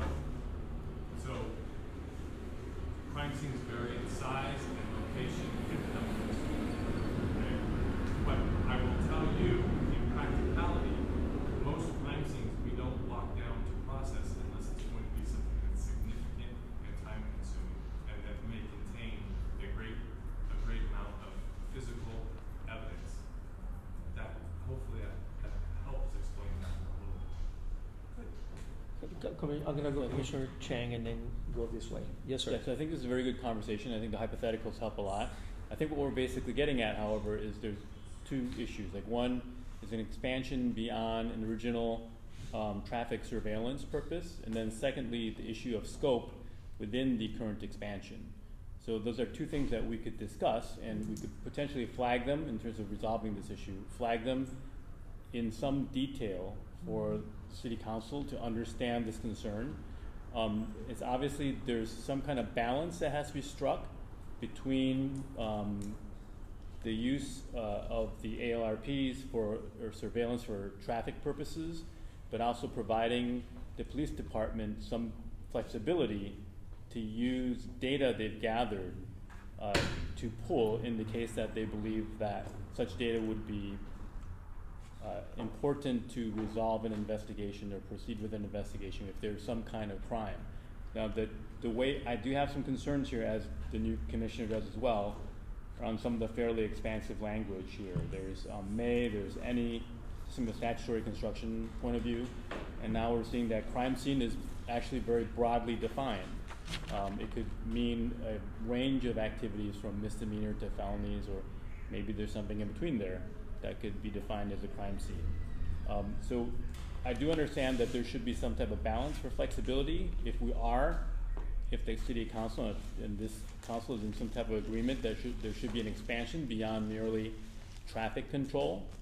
That's the first hurdle we have to get over. The second one is, if we do that, has this language here in 422.4 BC, and then also 422.6, I think it's E down here, has it properly created limitations so that the scope is not overly broad for use of ALRPs and the data that's gathered, perhaps the pooled type of data that's probably going to be on a server somewhere when the ALRPs are running, through town, whether or not that can be accessed in a manner that can be provided in a way that has reasonable restrictions to it, so that there's no overreach there. So I don't totally get I understand the language, but the intentionality, the specifics there, read fairly broad to me. But if that's the intent, then that you just be transparent about it. To say that we had some discussions, and we want to make this as available as necessary in these particular scenarios. And here's the limiting language that we provided, and in particular in 422.6E. But A, B, and C read to me fairly broadly in terms of access to the data. I think that there could be a need to discuss what the intentionality is here behind the language itself. Maybe there's not a consensus on that. So one, flag for, either do a motion to flag for the city council that there perhaps is not a consensus, or number two, there's some confusion around the language and the intent as originally indicated by the traffic motivation, original traffic motivation. There are 3 flags so far. Commissioner Calavita. So I'd like to propose 2 sentences by way of a flag to City Council on that first issue about the expansion. Depending on how the vote, I assume we're gonna vote tonight on something. So see, if I hear everything correctly right now, the 3 flags we're talking about. We're talking at 1 flag, definition of the crime scene, how broad it is defined. There's 1 flag. 2, definition of scope and whether council intended it to have the expansion of the scope. Right. And 3, the one that I flagged myself, is a reporting mechanism. Yeah. Sorry, what's 3? What? Reporting mechanism. How do they report back to City Council and the PRC the APR used and how it was used in the resolution of successful resolution of a crime? Okay. I Right? don't hear that being a concern of people. It is mine, so I would add it to that. I think that anything that is used has to have a reporting mechanism. Right. on it. I assume they will be collected on its use. The general order doesn't have it. Okay. So I would propose, if we send this forward, that it include a statement that says there is concern among some commissioners that the ALPR was acquired for the purpose of parking enforcement, and that this general order represents an expansion of that function. Okay. If this is not what the city council had in mind, then this general order should be modified accordingly. Can we say that? Then why submit it? Then why submit a general order? If The you're way I asking read- City Council to take out the because aspect way that I is read- expansion, the then way why I submit read- it? The way I read this vote is that people are gonna vote in favor of sending this forward. And I would like to add a statement signaling that there was some disagreement, that some people were concerned about this being an expansion of the function, and reminding city council, or, just restating that if this is not their purpose, it should be modified. I know they can do that anyway. I mean, people are gonna say, well, yeah, of course, but I want to make that statement. Okay, so that's statement number one, okay? You had one for statement number two? No, I didn't. Just statement number one. No, statement number one. So we have statement number one. That was statement number one. Do you two gentlemen have a statement on number two? Anything more, a more specific definition of a crime scene and how broad it is defined? Do you think needs to be broader? Something needs to be said more that adds to it? Specific? No, I think that is important as Commissioner Calavita. It's important to have on the record as a kind of like a legislative record of what the conversation was here. So the flags kind of serve that purpose to then message that to the council that while we're willing to move this draft forward, that there was some concerns raised on these issues. And we want the letter to have those specific concerns. Yes. So I mean, I think that we can push this forward with having a letter that has the three specific concerns. I agree with the three. One, it is, Ms. Lee, we can go back to the record to hear Commissioner Calavita's language is specifically, if everybody's in agreement with that. But then we have the second concern as well, or how broad some commissioners feel the definition of crime scene is, and how it is, right? So that's a second concern. Yes. That's a second flag, right? And then the third flag that I mentioned, that I think that the general order needs to have some reporting mechanism on how it is used, when it's used, and whether it was successfully used. Yeah, that makes sense. Yes, Ms. Lee. May I speak on that third Yes, please. concern? The surveillance ordinance has within it reporting mechanisms. Okay, so three doesn't exist. Okay. Can you point to the? I'm sorry. Not in this, in Oh, a separate. yeah, ordinance. The Yeah, 1302. you don't have the surveillance, although I should add, Chair, that they may not be as specific as.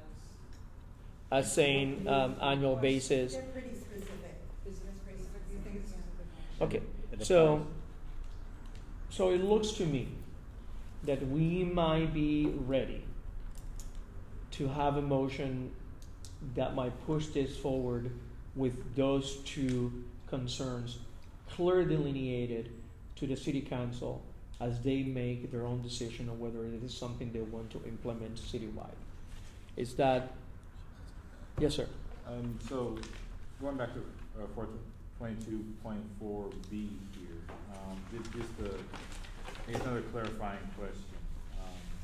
So it says an ALPR may be used with this adopted language to support criminal investigations. Reasonable suspicion or probable cause is not required before using an ALPR. Is this referring to specifically when this is used?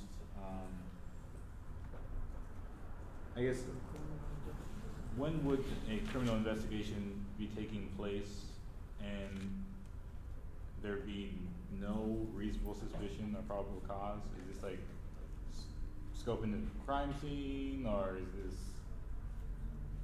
If you'd like me to answer.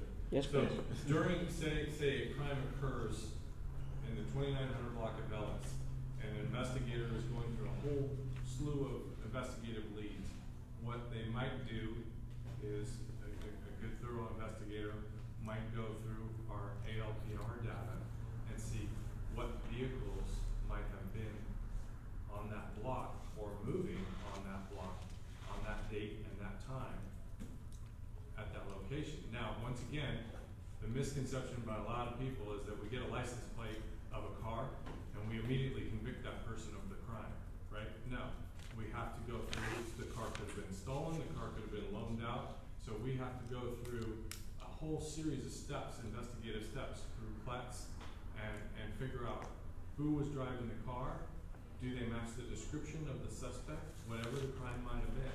So, and the fact that a car is on a public street, a vehicle is on a public street, and that's the whole point, is there's no reasonable suspicion.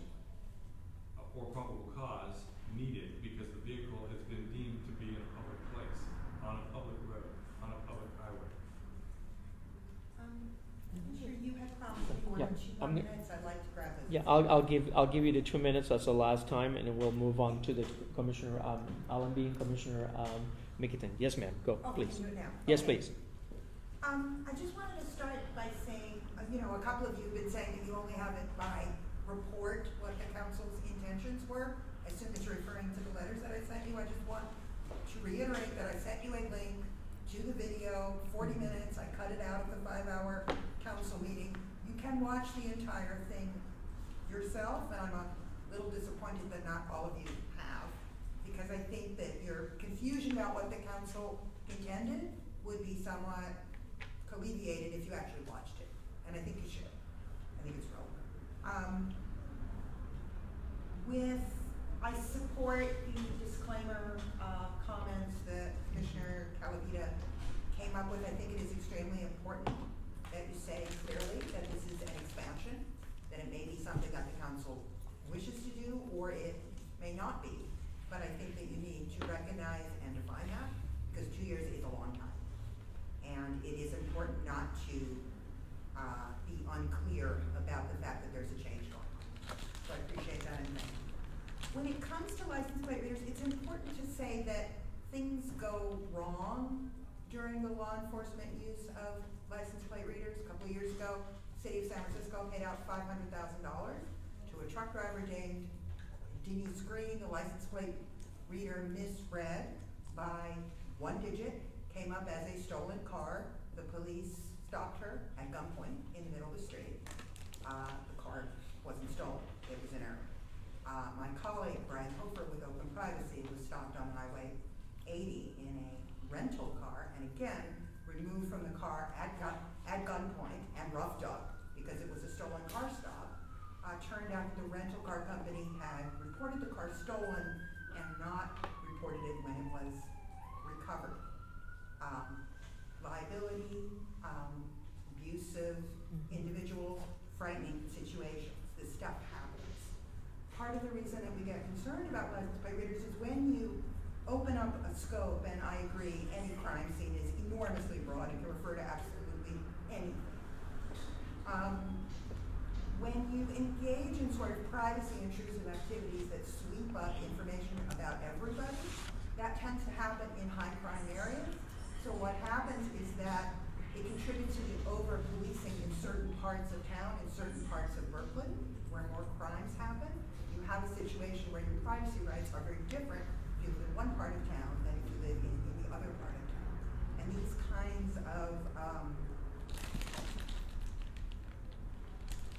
essentially sort of making data more available from people that live in high crime areas is sort of part of the racial justice disparities that we talk about in law enforcement. And if you live in a high crime area, that doesn't mean that the police should be able to track your every single move.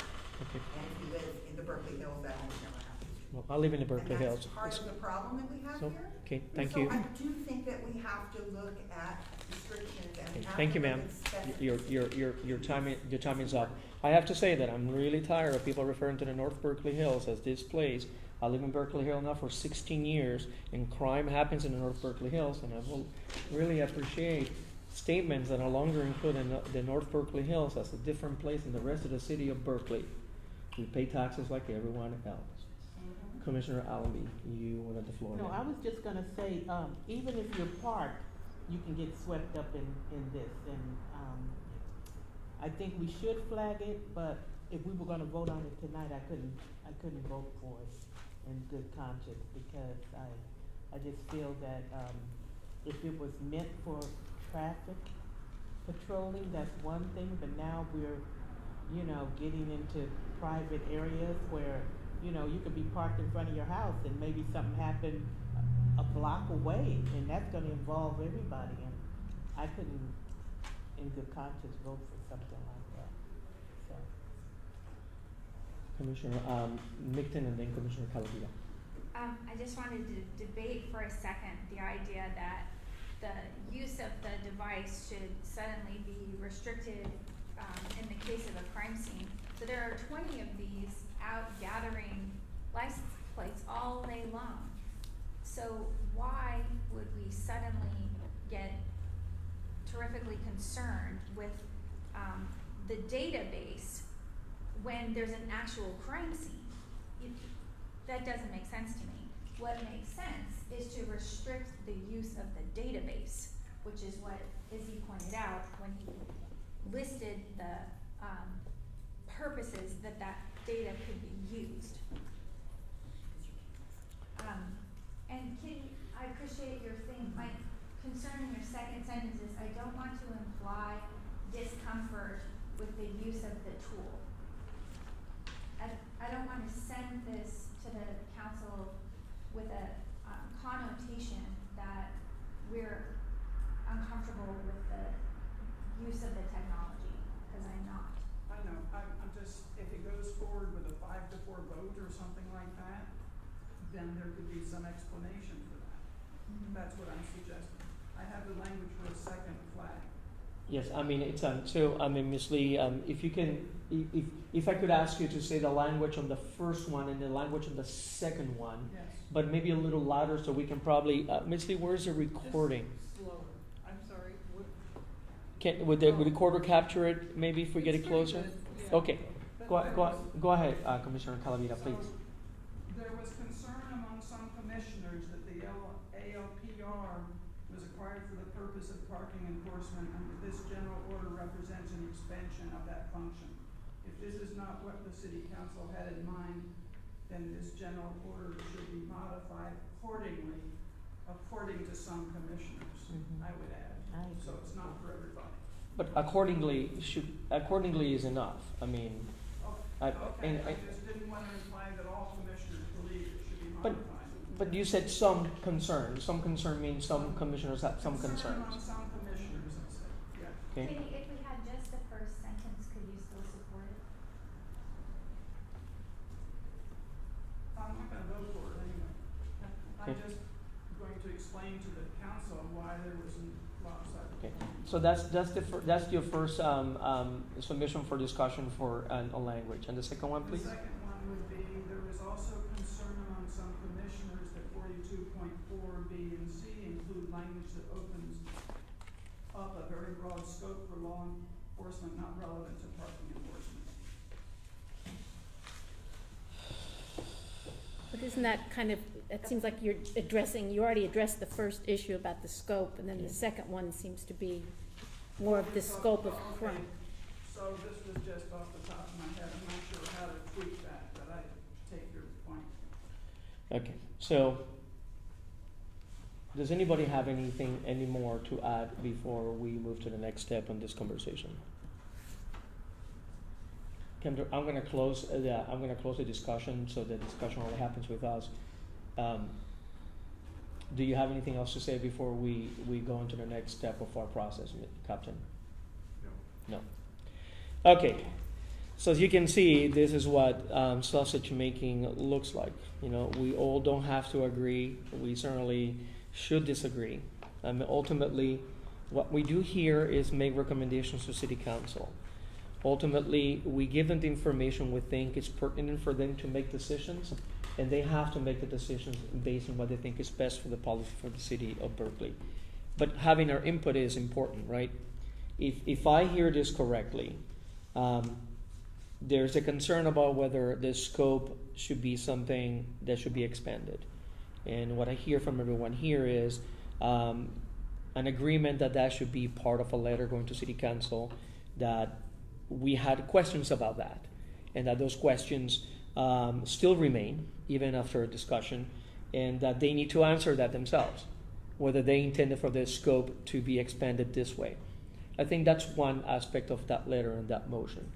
I think the second aspect is the concern expressed that by Commissioner Meisel that the definition of what a crime scene is a little too broad, and whether City Council needs to look at that because we might think it is too broad, and they need to review it that way, right? By presenting them that concern, they'll present that question to the Chief of Police in front of the public, sitting at the table, and he can answer that, and they can make the policy decision. Those are the two. I will bypass my concern about reporting because the surveillance has other reporting mechanisms. I just read them really quickly, so they're there. Does that sound like maybe a broad summation of what our discussion has been here? If it is, I'd like to make a motion to approve 422. I'd like to make a motion to submit to City Council Lexible Policy 422 with a letter expressing those two caveats we discussed, your language, what we talked about here in terms of our concerns, for City Council review and discussion. That's my motion. Is there a second? But Chair, I'm sorry. Second by Commissioner Mikitin. You presented that as the letter being a caveat. No, our caveat is to the recommended to City Council is that the caveat is that we recommend for City Council for review General Order 422 with this letter saying that these are our concerns about it as well. Okay. My two statements were to explain the disagreement in the vote, not to reach consensus and then say that we have these concerns. But I think that, I think that even the commissioners who are in favor of passing this agree with putting those as concerns of the whole body. Okay. And that's what consensus looks like. Consensus looks like that we are all concerned. I'm just saying, I'm not sure I'm ready to vote in favor of sending it 422. But there's a motion on the floor now for that. Okay. So incorporating the language in your concerns, incorporating this language and these concerns, and specifically the language is not to approve, but to submit to City Council General Order 422 with a letter explaining our concerns as expressed by you and by Commissioner, my glasses again, Meisel, as the concerns of the whole commission. That's the motion on the floor. Does that motion make sense to everyone here? Did I miss something? We can do friendly amendments if needed. Can I ask a question? I know Commissioner Ms. Lee is going to go, oh, she had an eye twitch there, so maybe bypass that. Yes. said general order instead of lexible. Lexible, yeah, lexible. So I just want to make sure I understand, and I'm understanding what Commissioner Calavita is referring to. So when you add this letter, is there a process, a pre-existing process for such letters, and what are they called? We always, when we submit things to City Council, we always do a letter from the chair and the PRC expressing concerns, if there are any, or any extra details in our submission to City Council. It is part of, Ms. Lee can probably answer this better. We have done this in the past. Would it? It's a little different. In this particular case, I believe the chief needs to go to the council for his first annual surveillance report. And so he's bringing all the body-worn cameras, which you already approved, GPS trackers, which will be discussed next week, and the ALPRs are the three items that he's going to report on. And he's shooting for November, I believe that's his deadline. But so this particular communication would be in connection with that, as opposed to other kinds of communications which sort of out there on their own, not related to any pending item. But we can send a letter, we can vote to send a letter to City Council on this item. That is something that we have the right to do. So in our review of 422, we're also submitting this letter with all these concerns as well for City Council as an addendum as well. So I'm hearing this addendum. Sure. So are you? Hold on, let me just answer his question and I'll come back to you. I'm sorry, would it be worthwhile, and I don't know if this has been done before, because there seems to be a conversation about the level of nuance that we're trying to communicate to the council, to provide some type of piece of the meeting in terms of a minute form. I know that could require additional work, but in terms of minutes, They wouldn't look Like at a it. They wouldn't look at transcription it. They of the wouldn't look at it. conversation with that. No, we'll look, the point is for us to listen to the minutes of our discussion and Ms. Lee is very judicious about this, in the body of that letter, encompass the concerns of the commission. I mean, Ms. Lee is the person to say doesn't have a favorite in the race per se. So her work, and she's done this very well before. Well, I don't want to say a dog in the race because I don't like that. Dog races are. I think Ms. Lee would be more than able to put that information forward in the letter. I'm gonna go to Mickey 10 first. I have two. I'm sorry, to Calavita first. I'm sorry, Mickey 10. No, I say, Calavita you can't first. keep us straight. My apologies. I mean no offense. None taken. Yeah. Go ahead, Commissioner Calavita, please. So could we submit a letter with this attached? Yes. That says we are submitting this, not general order, this lexical policy, Mm-hmm. for your consideration and with these two caveats. Can we put it that way? Yeah, if it's two concerns, yes. That No, would it be. not concerns, Caveats. Yes, of course. If you say caveats, I can vote for it. Yes, with these two caveats, yes. Yes. It makes it clear that we reach consensus because of these two caveats. Agree. Okay. Yes, I would say yes to that. Commissioner Mickton. Two friendly amendments.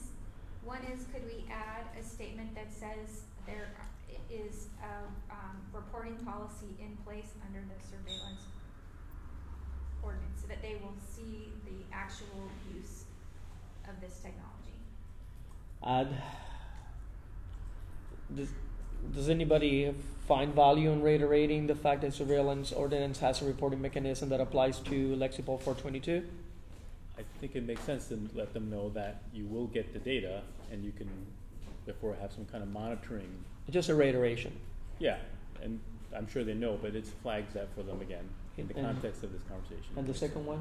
The second one is only if you two agree, but did my statement about the fact that we're collecting this data all day long change your thoughts about restriction of the data surrounding a crime scene?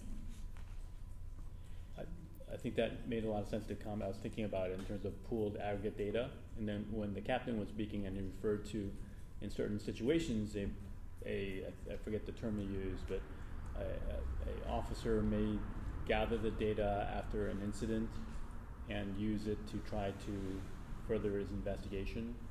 That makes sense to me. Again, within the scope of this, and I think the caveats are important to note to the council. So they discuss it. Yes. But you're saying maybe we don't need the second caveat. Correct, but only if they agree. I don't Right. want to. You want to Just- remove the second caveat. Correct. Which one? That's about clarifying the crime scene, which the captain explained is difficult to do, and I've I explained. think it's important to keep that. I think it's important to keep it as well, and I think that pooled aggregate data is related, but it's almost like parallel, like in the context of how the captain had described it. So I'll And make only my first friendly amendment. And the chief will be able to say, that's aggregated data, how you use it, and the city council. I think we need to say to them, we have a concern here, we need to discuss it, right? Is there any, yes, Ms. Lee? I'm not sure there was a second to your motion. Yes, there was. Commissioner Mickton was my Okay, I second. missed that. Commissioner Mickton was the second? Yes, ma'am. Did you accept the amendments? Yes, ma'am. Amendments? Okay, thank you. So, is there any further discussion? Ms. Lee, would you pass the roll? Okay, everybody knows, okay, so both friendly amendments were? Yes, ma'am. Well, No, one, one. only, Just the only, first one, yeah, just the first one, not the second one. not the second one. Okay, But the friendly amendment for Commissioner Calavita to use the word caveat was important, and that was accepted as well. okay, that was a friendly amendment, all right. Yes. Okay, I think we're ready to vote, Okay. Ms. Lee. Does everybody know what we're voting on? I can do Just that. checking. I can do the roll for you. No, I could do the roll. I just wanted to make sure everybody knows. Okay, Allenby, Abstaining. Calavita, I would like to hear those again, though, if you could read it out what you had. So the motion is to approve to submit to the city council lexical policy 422 with a letter expressing 2 caveats for the council to review and discussion. And the caveats were your, Commissioner Calavita's concern that the AOPRs were required for the purpose of parking enforcement, and some language about having been expanded. I didn't get the whole thing. We'll listen to the tape. The tape will have your language. Or she can read, if you wanna read it to me again, I'm okay. There was with it. concern among some commissioners that the ALPR was acquired for the purpose of parking enforcement, and that this, not general order, what are we calling it? Policy. Policy. Let's focus. Represents an expansion of that function. If this is not what the city council had in mind, then this policy should be modified accordingly. According to, Okay. yeah. And then the second caveat is. There was also concern among some commissioners that 422.4 B and C include language that opens up a very broad scope of law enforcement not relevant to parking enforcement. I don't know. If No, that wasn't the second one. The second caveat was, that wasn't the second caveat. The second caveat for us was what the scope of definition of where a crime, what a crime scene was and how broad it is defined. It's a little more specific than any crime scene. Any crime scene. Definition of any of crime scene and the usage of any and how broad it is defined. Well, there is no definition. But they're defining crime scene as any. I mean, well, that Crime would. scene, crime scene has no definition. Well, That's what I'm saying. Maybe that's the misdemeanors, problem, is that felonies. we don't know what the absence of a definition, or right, of any crime scene. That's. It's the any and the crime scene. Is that what we Maybe would to do? say that So it's that undefined what that means. 42.4C does not adequately define what constitutes a crime scene. There you go. That worked. That's good. That worked for us. Okay, so that's caveat number 2. Is that okay with you, Ms. Lee? Okay. Okay, so Commissioner Calavita, how do you vote? Oh, yes. Yes. No, it's important. Okay, yeah, it is important. Okay, Chang, Aye. Ernest, Nay. Leftwich, Aye. Mickelton, Yes. Mizell, No. Perez Velez, Yes. Ramsey. Yes. Okay, motion passes. Motion passes 6 A's, 2 abstentions, 1 nay. Or is it, what is it, 5 One abstention, 2 noes, 1 abstention. and 6 ayes? Great. Yes. Please inform the Chief of Police, Captain Roleri. Please inform the Chief of Police of the decision by the Commission to include the letter to City Council as an addendum to the Lexipol 422 and our concerns. 9B, Policy Complaint 2455. Whether to accept policy complaint based on additional information received, and if accepted, determine how to proceed. This was part of the, and for everyone who participated, Ms. Rosenberg, thank you very much for your input. It is necessary. Thank you for everybody for taking the time to participate in this discussion. So, why do we want to do about 9B? Do we want to? Yes, ma'am. You want to jump in? Jump in. I have a report. Okay. So, first of all, I handed to our 2 newest commissioners a copy of the complainant's policy complaint. And then it's been pointed out that in the packet was a response from Chief Greenwood in response to this commission's request at the last meeting for a record of the calls for service. So I spoke to Ms. Williams yesterday, and she was very, very happy that this report was generated and sent to her. So her concerns, what I learned from her is that her concerns are slightly changed. And she said she was happy because she's going to share this information with the new property manager. She did not like the old property manager. To make a case for getting a security guard in the building. She said that the old property manager, when the police came, that the property manager would sometimes meet the police and not actually let them talk to the resident who had made the call. And apparently in an effort to just sort of ignore problems that perhaps property management should have been taking care of.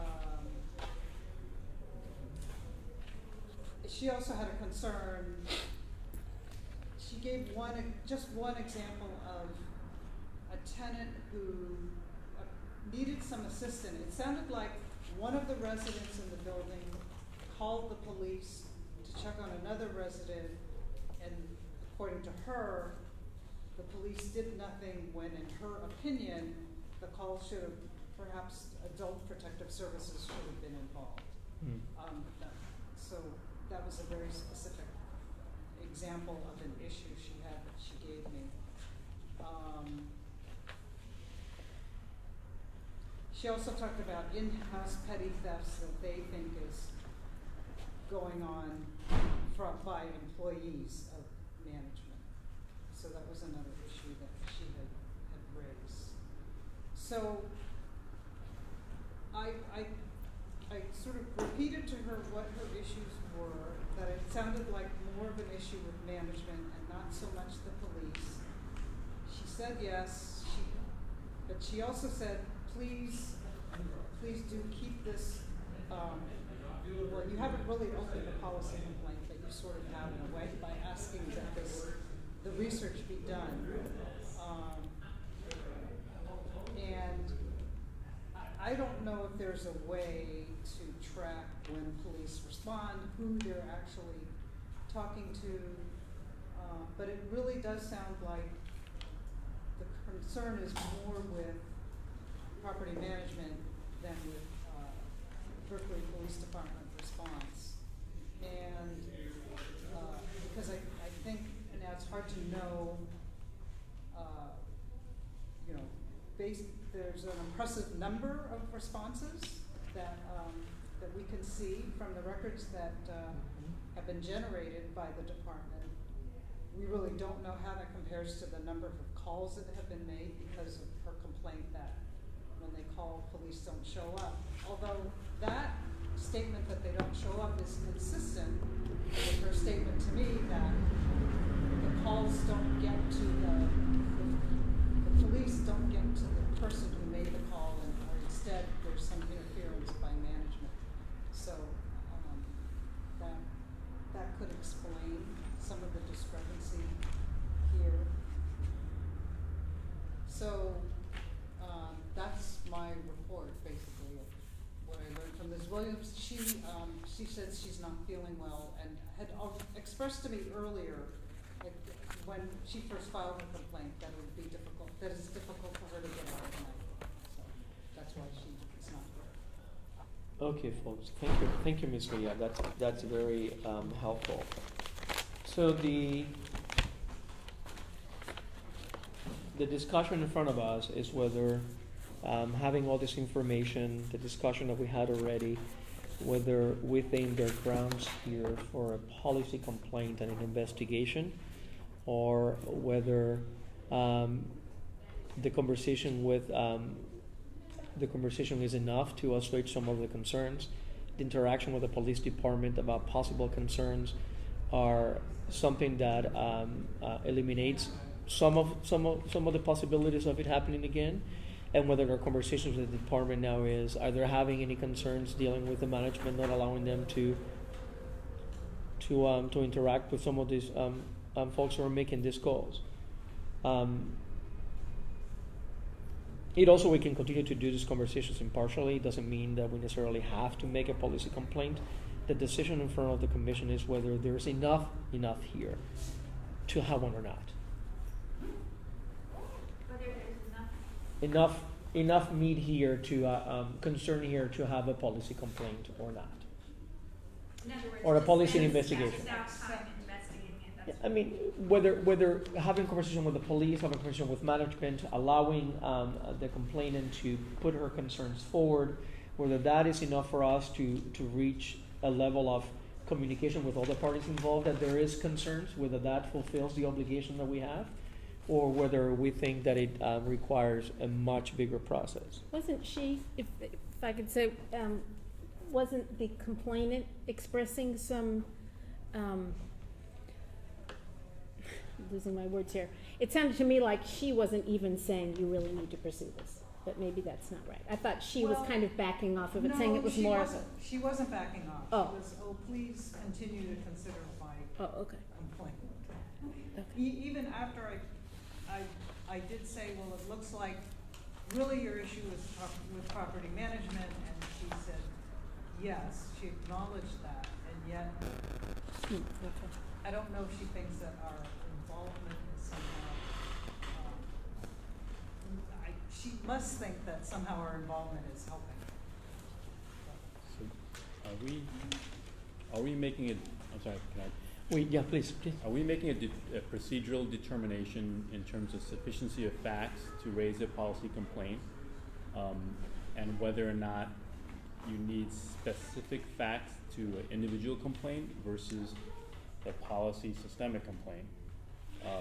Yeah, so whether at a prima facie level here, there's enough here for us to say there's something here that we need to investigate, or whether we think there is not. Having said that, if we think there's enough prima facie right here for us to do so, then that will trigger an investigation who could create other findings who might be more in line for something else, right? A lot of times when you do a policy investigation or a policy complaint and accept it, you find that during the investigation, if there's something there, if we really, well, there's something here, right? Whether it affects other general orders as well, right? So that's part of the process and the investigation process. It will be done by staff, and staff will come back to us with it, because there isn't necessarily an allegation against a police officer. I mean, there isn't an incident. This is just a policy per se. Police department should respond more timely, or should respond to community concerns when call for service, right? This looks to me to be the concern, even if I'm just oversimplifying it, right? Not looking at the aspect whether there is bias because of the place in which the call for services come from, all that stuff. Is there enough prima facie here for us to say, yeah, let's do an investigation, or don't we think that there's nothing here, right? That the concern here doesn't elevate to the point of a policy complaint. So I don't want to get too technical here, and I'm also new, but when you're doing a civil type of case and it's preponderance of the evidence standard, you're going to determine whether or not, oftentimes the question is, if true, and if this were a violation, based upon the facts that were provided to you way at the front end with a complaint, then that would be a benchmark standard for opening it.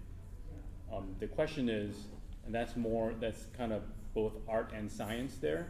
The question is, with what's on the page here, in practice, with what's been done in this office in the past, in this the PRC in the past, is this type of information typically sufficient to hit that level, that if true and it would be a violation, then you'd open, or is this like way too vague? That's a good question, because that's particularly why we asked for more information from the chief, right? At the beginning, when we first read the complaint, we felt there wasn't enough clarity. We didn't think, well, what specifically is a concern? Is this really, let's give the department the ability to respond before we start a policy complaint based on something which might not be, at first look, enough to start a policy complaint, right? So we got the information from the department. The department responded quite quickly. We have the review that was presented to us somehow from public comment, and now having that information that she says, this is the reality of what we do and we don't do. This is an aggregated, maybe quasi review of what the statistics actually look like. Based on that, do we think that there is a problem? with the response times to the police department, and if they are, then does that merit a policy complaint? We already went through the process of, let's allow the department the opportunity to respond. And then from there, if we think there's something, we move on. If we don't think there's something, we don't move on. Does that make sense to everyone?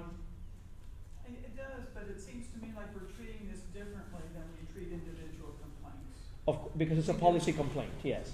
And I know it is, but in terms of deciding whether or not to move forward, shouldn't it follow a similar kind of path? I mean, we don't judge ahead of time Sure. whether there's substance to the individual complaints that we get. We do that in the hearing process.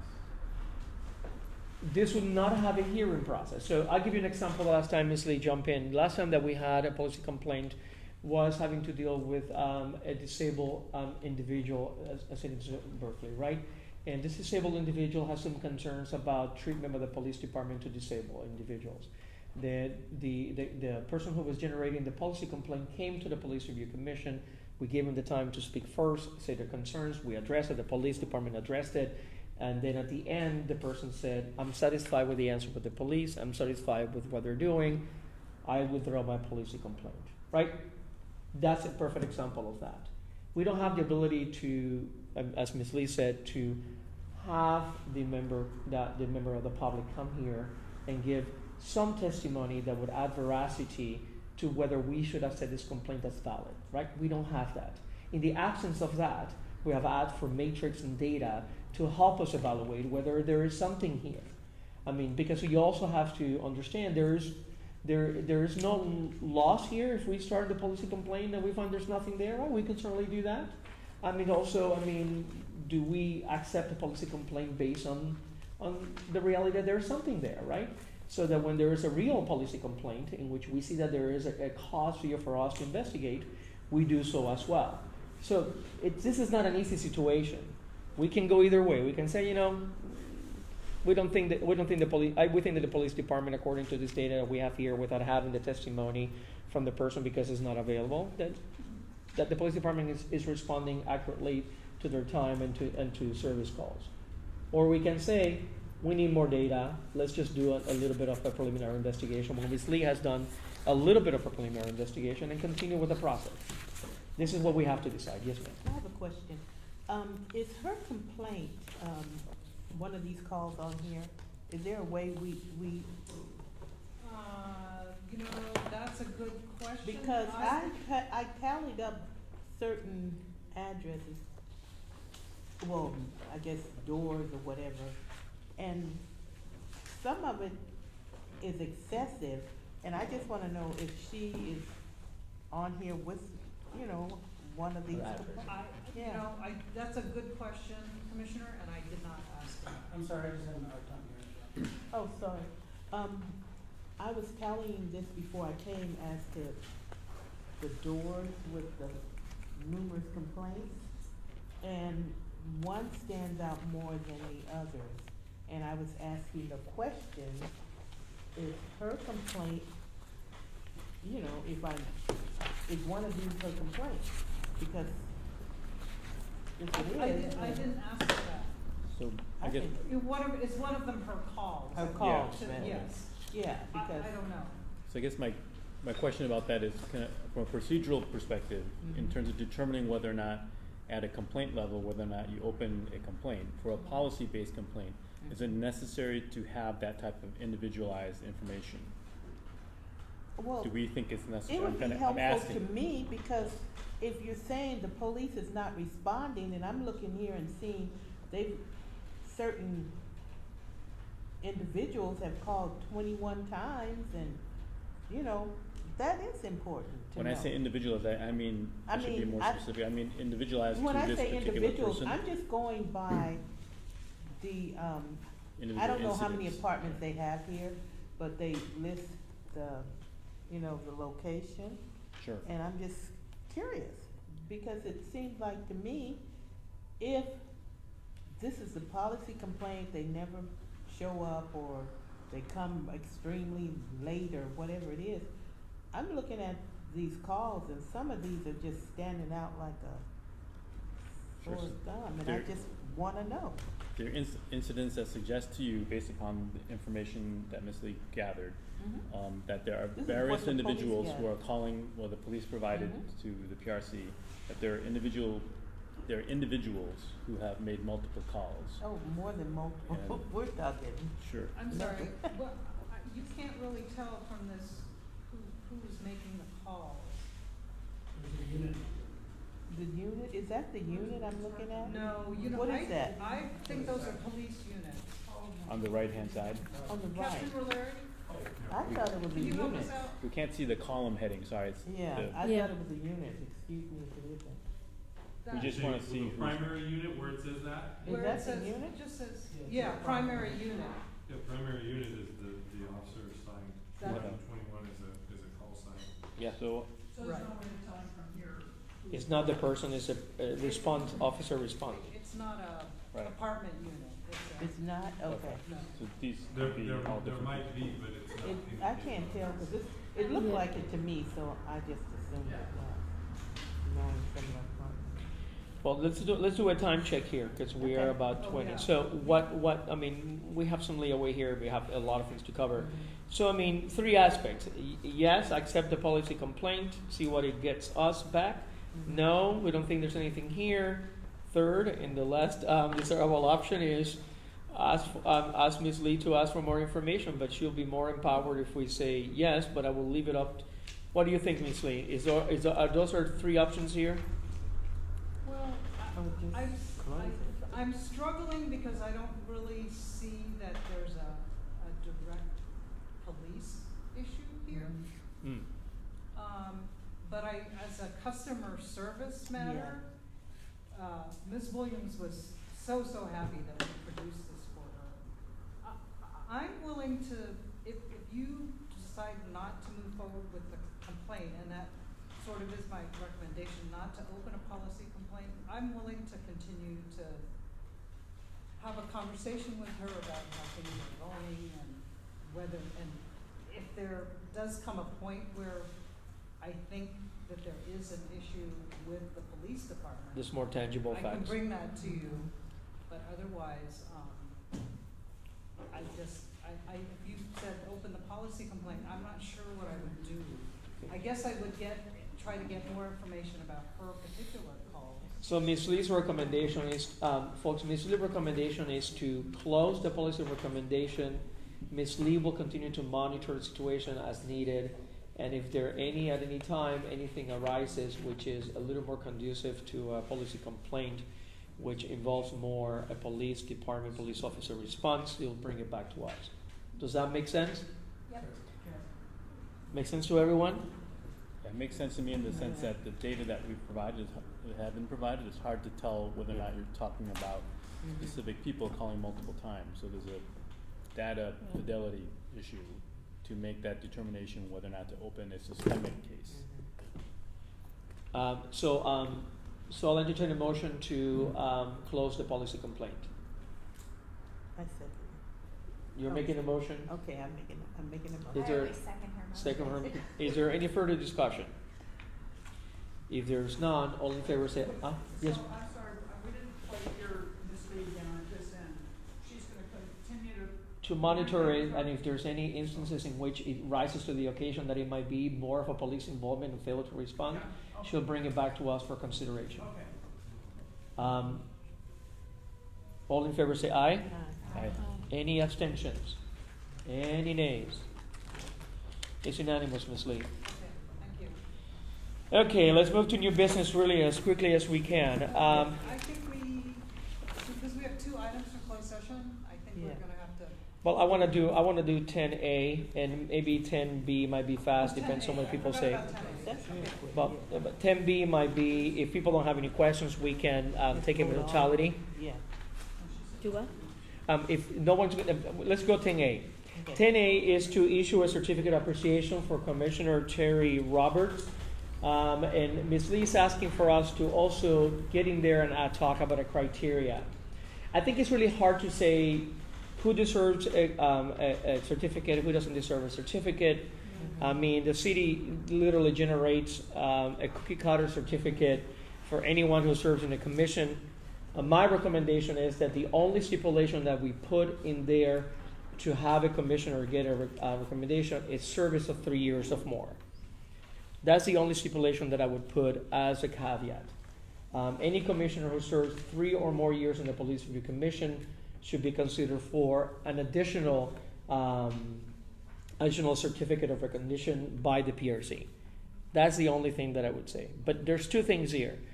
Do we all in consensus agree that Commissioner Terry Roberts should get a certificate of recognition? And he served just over 4 years. Served over 4 years. Is there a consensus of everyone that Commissioner Roberts should have it? Now, you folks weren't here for Commissioner Roberts, but he's an amazing commissioner. So, Ms. Lee, I think by consensus we can say that Commissioner Terry Roberts gets is getting one. And empower you and I To write it up.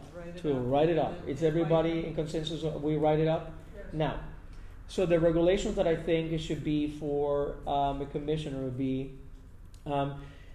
administrative and service, right? First of all, needs to be agendized on the commission for approval, 1. So it has to be on a vote. As much as possible, do it before the commissioner leaves. The commissioner can be present at a meeting in which the PRC certificate can be given. And third, any and all commissioners will have served 3 years or more. That would be the only 3 things that I would offer as a regulation on how to give someone a certificate. By the time you're here for 3 years, you either have done a vice chair or a chair, you have been in myriad of committees, you have been myriad in boards of inquiry. So your service to the PRC has been quite tangible. One small disagreement with Mhm. that. I think it would be almost impossible for most any student in my position to ever receive that accommodation or that certificate for 3 years of service. Even me as a second year, even if I served the rest of my time in Berkeley, most likely I could not, no matter what I did, I work. So I understand, of course, the years are important to show your service to the city and the community, but If you serve for 9 months and you don't serve in any subcommittee and all you did was to come here and do a vote and participate, even though the community and the city of Berkeley is grateful and acknowledges your service, the city of Berkeley does that. For us, it's an acclamation of the hard work that was done in 3 years of service. It takes a lot of commitment. I've been here for 12 years. It takes a lot of commitment. I mean, not to say anything about the students, Sahana was here for almost 3 years as well. I mean, so she's available to get this as well. I mean, if we say any commissioner that served at any time, then it's just an automatic cookie cutter thing. But the commissioner can say anybody. You come in for 3 months, you serve, you get a certificate. It's fine. We can do that as well. I think we're saying that exemplary service, which is determined not only by tenure, but that the work that is done in that tenure is reflected by the commission taking the extra step of doing an extra certificate, way beyond the one that the city supplies. And I know that creates a little hindrance for someone who can serve for 6 months or 7 months, somebody who serves for maybe 3 months, but while somebody is on a leave of absence. We have to have some kind of a standard. yeah, I guess I think you're kind of making my point for me. Someone could be on leave of absence for 3 months, come back for a meeting, 3 months, technically speaking, maybe they're here for 3 years. I feel But that like- counts for that person even a leave of absence. It's the person that served for 3 months.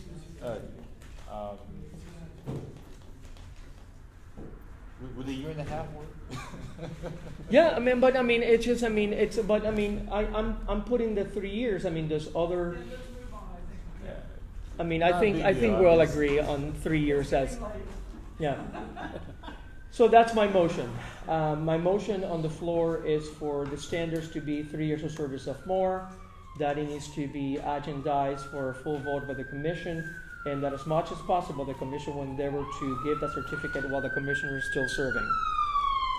That's the motion on the floor. Is there a second? Second. Ms. Calavita. Any further discussion? Seeing there's none, all in favor say aye. And abstain. But we always have cake, though. You know, the cake is Ms. Lee always brings cake for the last meeting. Well, she doesn't, but she doesn't bring cake. She used to. For the record, she used to bring cake. That's just another discussion. Okay, folks. Do we have time in the time that is free? Does anybody have any questions on the general orders on 10B, or have we done in the past? If there are not any concerns, I actually have lots of questions. then we have to postpone it, and understand that we have to go one by one on them. So, I mean, do you have any particular any of them, or is it all of them you have questions? Well, one of the questions I have is about the type of questions. I mean, is this like, I had a few substantive questions, but Yeah, also. so let's postpone it for the next meeting, because we probably have to get into an explanation of what we do and we don't do on the Lexical Subcommittee. So let's do it we'll postpone it to the next meeting, because I think you folks deserve an explanation of what is it that we're looking for when we do it, what is it that we're not looking for, because if not, it wouldn't be helpful for you Well, folks. let me just ask you though, say I see that there's a missing word or something, a drafting issue. Should I raise that, or is that not a good use of the spot? Language as well, language, everything. Language, Okay. diction, comma here, comma there, Okay. absolutely. Well, but as it relates to how we discuss it, in what our previous subcommittee is and what we're looking for, what we're not looking for, I think that the two new commissioners will find that useful for the next meeting, and it'll also give us more time for you folks to look at it and maybe ask Ms. Lee questions if you have some, and then maybe we can make the process easier, because it's a tough thing to ask for someone to approve 10 general orders. They're like, what? And What am read I 'em approving? all. I spent lots of time reading No. this. Well, so we got another Terry Roberts. We love that. Okay. So Ms. Lee, we'll postpone that. Are there any announcements by any commissioner at this time? No announcements? Okay. Public comment? No public comment? Yeah, I won't hold you too long. I'll just endorse the approach you've taken with the policy complaint. I think it basically gets to the right answer.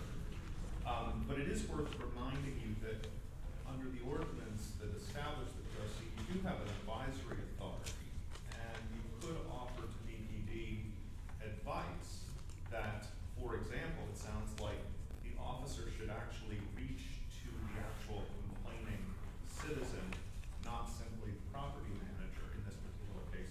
It sounds like that might alleviate some concerns, and as Ms. Lee, the PRC officer echoed me from last time, that this is a customer service issue. This is how BPD actually engages with the people that are calling for their service. I'll just add one other thing, and that is the report that the department is up to 169 sworn is a huge piece of good news. The point of getting to 181, the authorized strength, is to actually implement the community policing that Berkeley has tried to implement the last 25 years. And without enough sworn officers to do that, that task is unattainable. And so adding, bike patrol, even foot patrol or downtown, those sorts of things, is a crucial thing. And as that number gets closer to 181, those things become more attainable. It wasn't that long ago that number was down around 153, and the difference is night and day. So I would say thank you very much, and the recruitment team is doing a great job.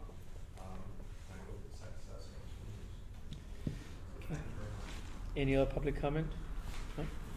Okay, folks. Thank you. Thank you, Lieutenant. Thank you, Sergeant, for coming in. We're going to go into closed session now. Thank you very much. Let's take a 2.5 minute break real quick. So anybody want